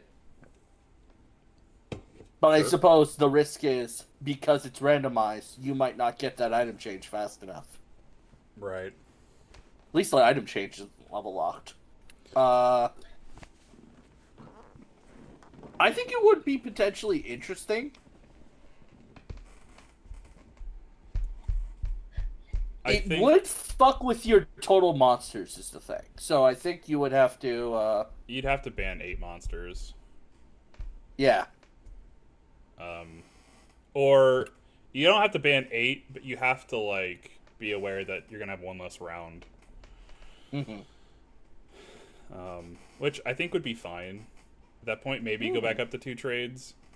I don't know. That's a logistics issue to work out later. But I think it would bring back competitive balance once we go back to single players, because I could see it be a thing sort of where it definitely improves certain monsters.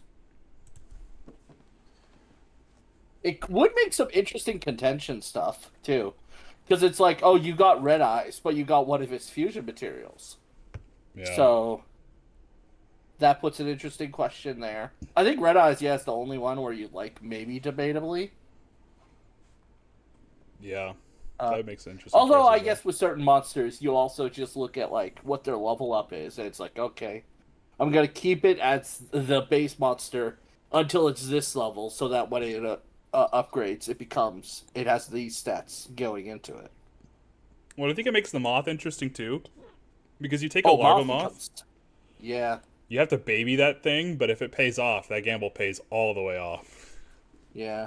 Especially if, like, since Great Moth doesn't start with all his good stuff, you have to kind of put at least some effort into getting levels. Does the With orb it? reset when they item change? I believe so. That kind of sucks. That is one thing with it, yeah, where it's like, that might discourage people. Depending on. Yeah, I think for some monsters it's okay. Like the zombies, that's probably fine. I know Pooch wanted to make the zombies like just base monsters. Yeah, that's gonna be maybe something that happens in the future. We'll see. Well, it's something I'm keeping an eye on because that would change my trajectory as well. Mm-hmm. Not that it's for sure or anything, but it's something I'm watching. Something I've been keeping on the burner. Because my point specifically with it is it's fine for people to have 3 item changes now in teams because your teammate can crash out and it be competitively balanced. Once you go back to single player, that's not super competitively balanced. Someone just like gets 3 item changes and like lazily jerks off and wins the campaign. It's also not really interesting if that happens. Because like Graceful, if Graceful ends with this 1950 because he has 3 item changes and only hit escape once, it's kind of boring. So I don't know. I think that was my. I mean, solution it's also to it. graceful, so like. While true, I do think that like I want to add an interesting spark to it and not have it be like, I got 3 item changes, I can run away with the campaign. I think that's really just the wheel being the wheel. It happened like twice though. It happened both like drafts. Mm-hmm. Because Rakurai also Yeah, I think but I got mean, 2 or like- 3 item changes. Right, but like it doesn't like, you know, this sort of thing doesn't really happen when you actually pick your own monsters. That's true. Like, you've got people getting good drafts, but they're not getting like, oh yeah, I just have every good monster in the game. Yeah. That's true. I want to That's like. kind of Go ahead. I think Chaos, in part, is putting a bunch of that risk into it. Because the randomness does kind of, like, make it so that, oh, I ended up with a really good draft, or I have to work with this really rougher one. So I think at least part of the nature of it. Yeah, But- I don't want to lose the identity either. I think that's also Mhm. important to add in. You were gonna finish a thought?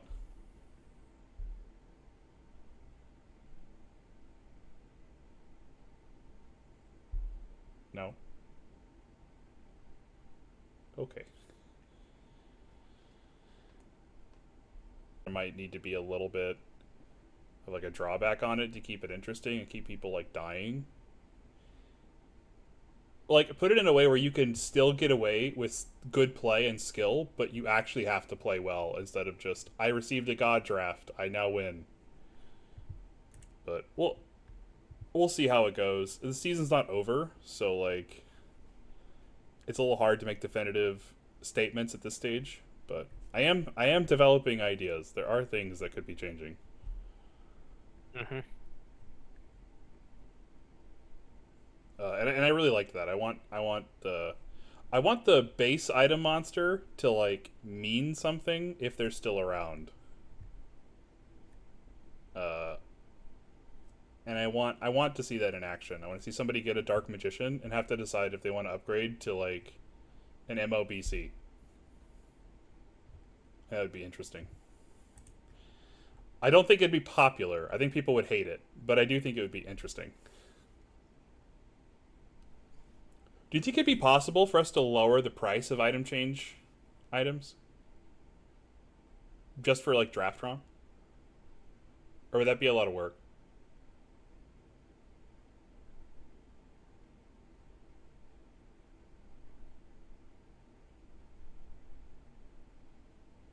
Well, given that you were making like individualized ROMs this time, that would definitely be a lot, but if you didn't do that next time, then maybe it wouldn't be too bad. I don't know. I liked the randomized items, but I wonder if we could like make a base draft to randomize off of, and just like make that change in the base draft. I guess that that makes sense. Probably wouldn't be too much extra effort then. Yeah, and then kind of like lower it instead of 2,500 to like 2,000, just to be like a little nicer about it, and then like say have fun. If you have an item change, keep out for these items.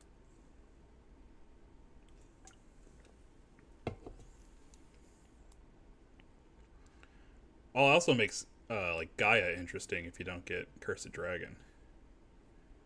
Or if you get Cursed Dragon. So do you keep Gaia the Dragon Champion, or do you like evolve into BLS? I don't know. I'll tab it and Drop Curse of Dragon and then you evolve into BLS. Oh, That's the strat. I have evolved because of the loss of my faithful dragon companion. Yep. That is storytelling right there. Poetic.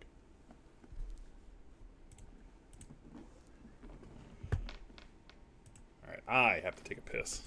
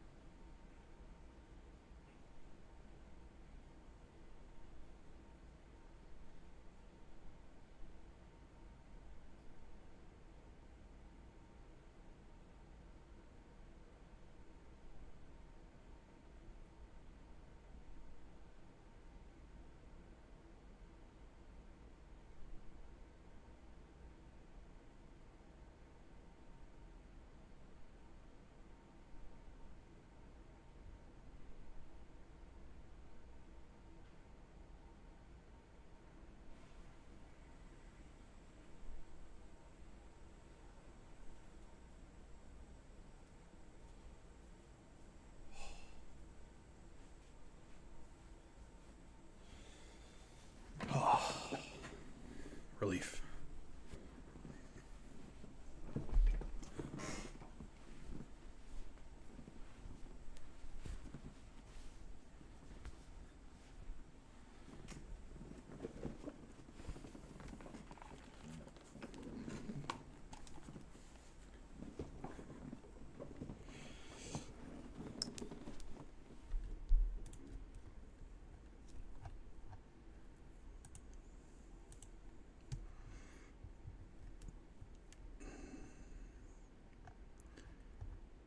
I also really wonder, like, what else I'm gonna do. A lot of it just depends on how Pooch's ROM turns out. Oh, Marshall, are you still here? Yeah, I'm still around. I'll probably head out soon, but Sure. what up? What's the deal with this Taya mission? So this is the funny thing. You two get exclusive things. Turns out the lightning strikes, not random. They happen on set time clocks. Really? Specifically, they happen every 4 hours, starting from midnight. And Pooch, admittedly, the problem was, this is partially my fault. Pooch wanted it to be from a night till night, and I was under the assumption that night starts at 8 o'clock. So that means, frame 1, you get hit. So everyone everyone's will getting be getting hit. Yes. Okay. So I was talking, or Pooch mentioned it to me earlier today. And he said, like... I said I could fix that if you wanted it, but he was like, no, one of the guys already through, and it's like... Yeah, I guess we'll figure... It also is still apparently random as to which town it selects. So... We'll see how that goes. So yeah, I think we need to see how other people play it. Yeah. well, I was 'Cause saying so far, it's he was just saying been the that, one, right? yeah, it's just him. Yeah. Pooch is saying though that it would never hit an enemy base, so it's guaranteed to hit yours. I don't know. I don't know either. What I just know the time thing. what I Which will was say funny to figure out. is making everyone bad. play through that mission with that lightning bolt is spicy as fuck. It is not intentional. Not beating the Yugi's a harder campaign allegations, I will say. Oh my god, yeah. Yugi is infinitely harder than Kaiba. There's no Yep. debate. If I had known, I would have set it to 7 o'clock. Both because that's the actual proper start of nighttime, and that would give them an hour, Yeah. which would be funnier. That would be funnier.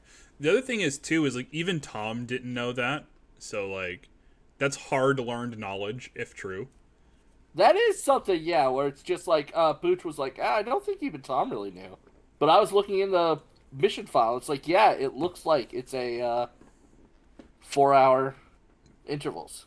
That makes a lot of sense considering how the mission functions in base game. And if it's every 4 hours on the hour, like you would know in the future to like not set it for that. Yep. And that could create some pretty interesting interactions, I think. Like understanding how that lightning strike works.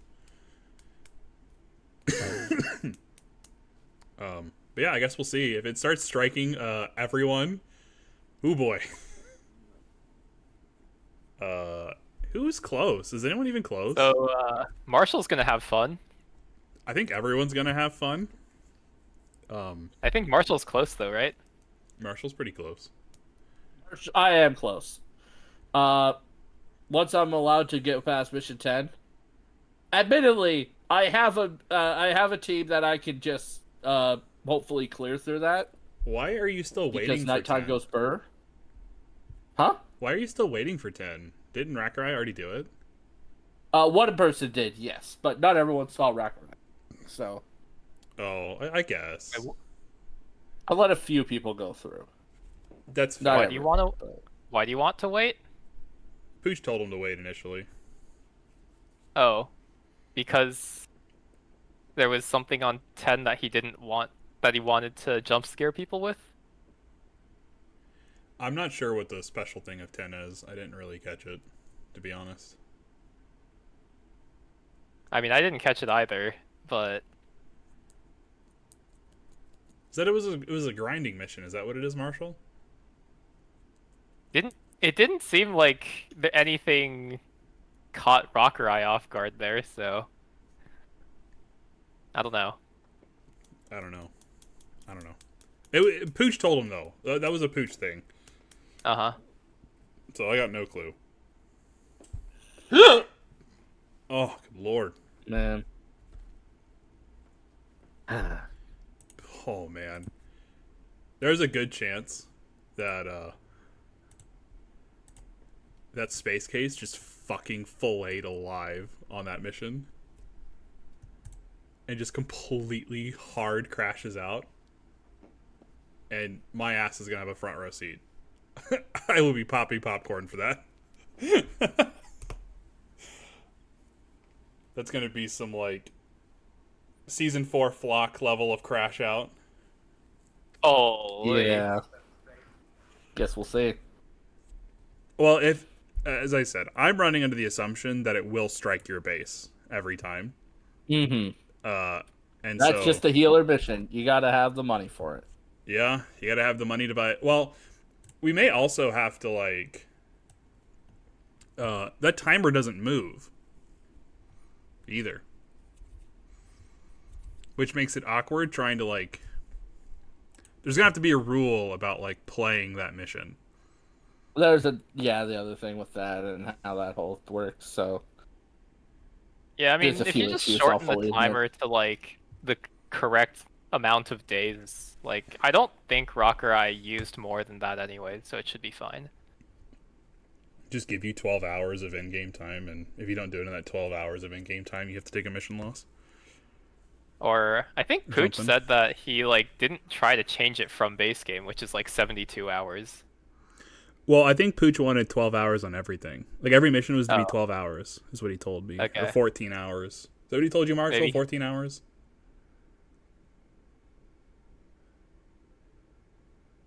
Oh, silence is deafening. But yeah, that's what Pooch told me, is that he told him 14 hours on every mission, except for 6 Yugi and 7 Kaiba. Okay. Because he wanted to force you to fight those at night.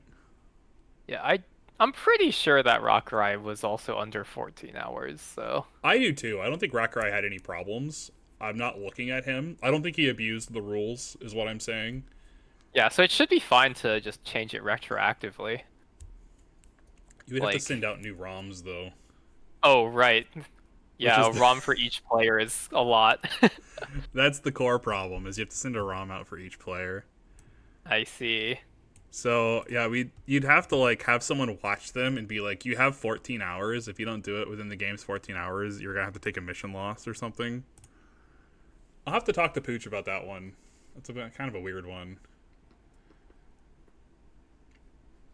Because you'd only break it if you were taking the piss out of the mission. And, like, abusing the healer or whatever to fully heal. Yeah. So I'll bring it up to him and see what he says. It's actually a good thought, now that I think about it.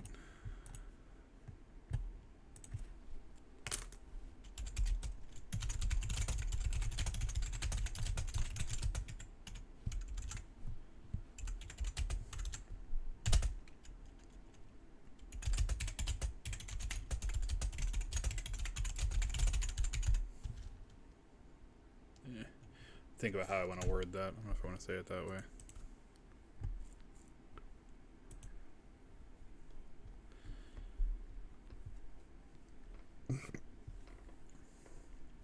I also want to see someone else do it before I make any hard decisions.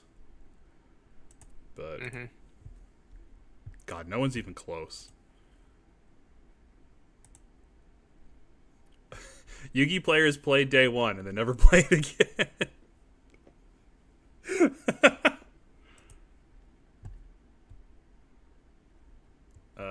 You're past. Are you on mission 8 now, Marshall? He's on mission 8. And no one else is even close. Oops. That's correct. Because Haviko just beat 5. Yujo's dead, so he's not even making it there. Rakurai is passed. Marshall is gaining on it. There's a real chance Florida Man dies at 7. There's also a real chance he doesn't, but there is a chance he does. And that eliminates 3 people from playing that mission. PK Nut, I don't know what PK Nut's doing. He said he would play last weekend and then he didn't. I'm starting to get really nervous watching him.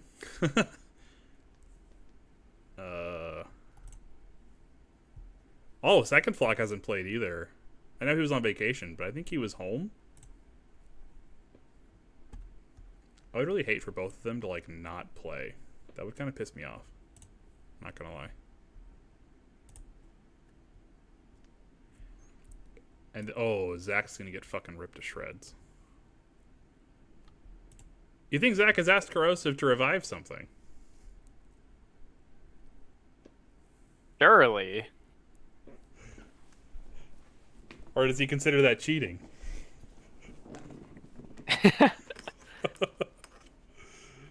It's a penalty, therefore it's cheating.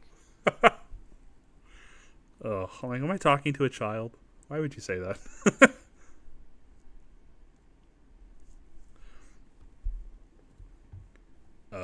Comedically, he actually does need to do it, like, now, before he plays Mission 5.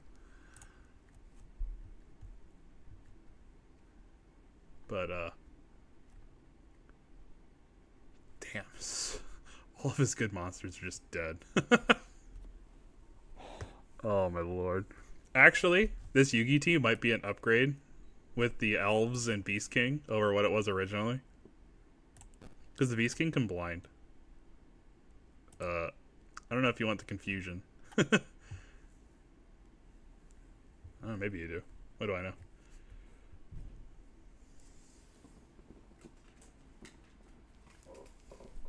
What do I know? Confusion is extremely goated though. Oh, sure. It's certainly Like not doubly bad. so when you have it alongside the blind. Yeah, it's certainly not bad. I think if you have both, it's broken. Mm-hmm.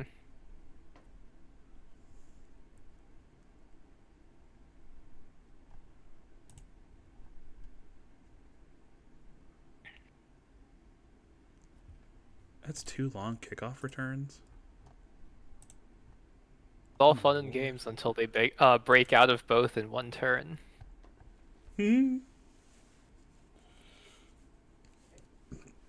All fun and games until they break out of a fucking crush card in one turn. The whole thing. Yep.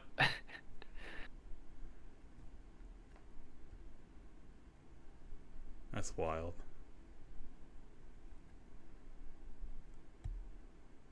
Not the barriers though. Oh, why would they drop the good things? Only the bad things must go. Yeah.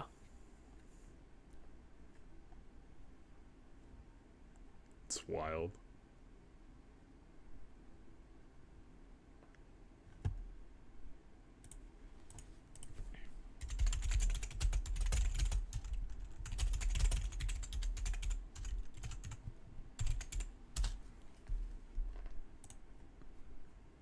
Oh, she got an alchemy card.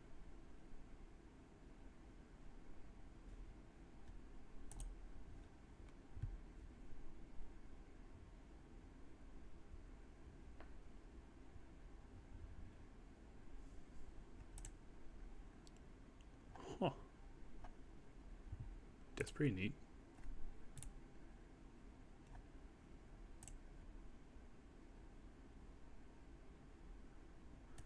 What is with that haircut, though?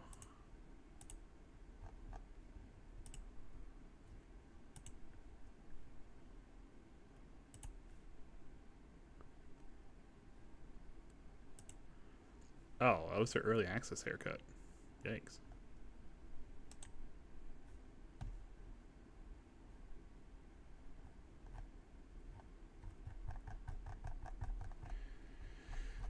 Anywho.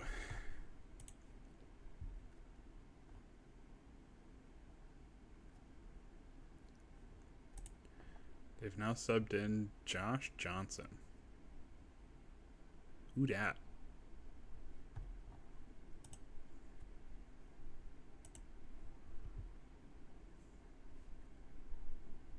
Oh!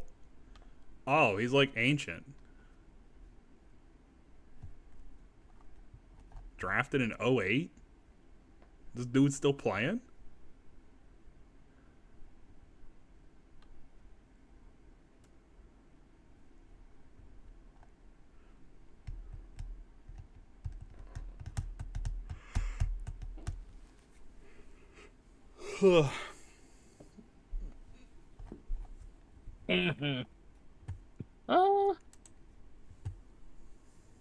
I might pop into the other chat, listen to what those guys have been up to. Yeah, I might be shutting the stream down here in a minute. I don't know if anyone's popping in. No Later. content? Sad. Been a fun watch. See ya. Later.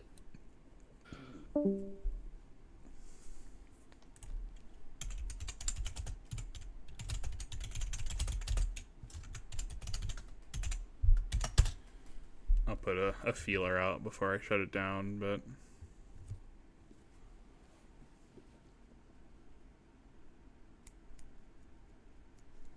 Give it 5 or 10 minutes. Because once it's shut down, it ain't restarting. Mm-hmm. I, sure as shit ain't doing it tomorrow. I'll be out of town for like 10 days, 9 days or something.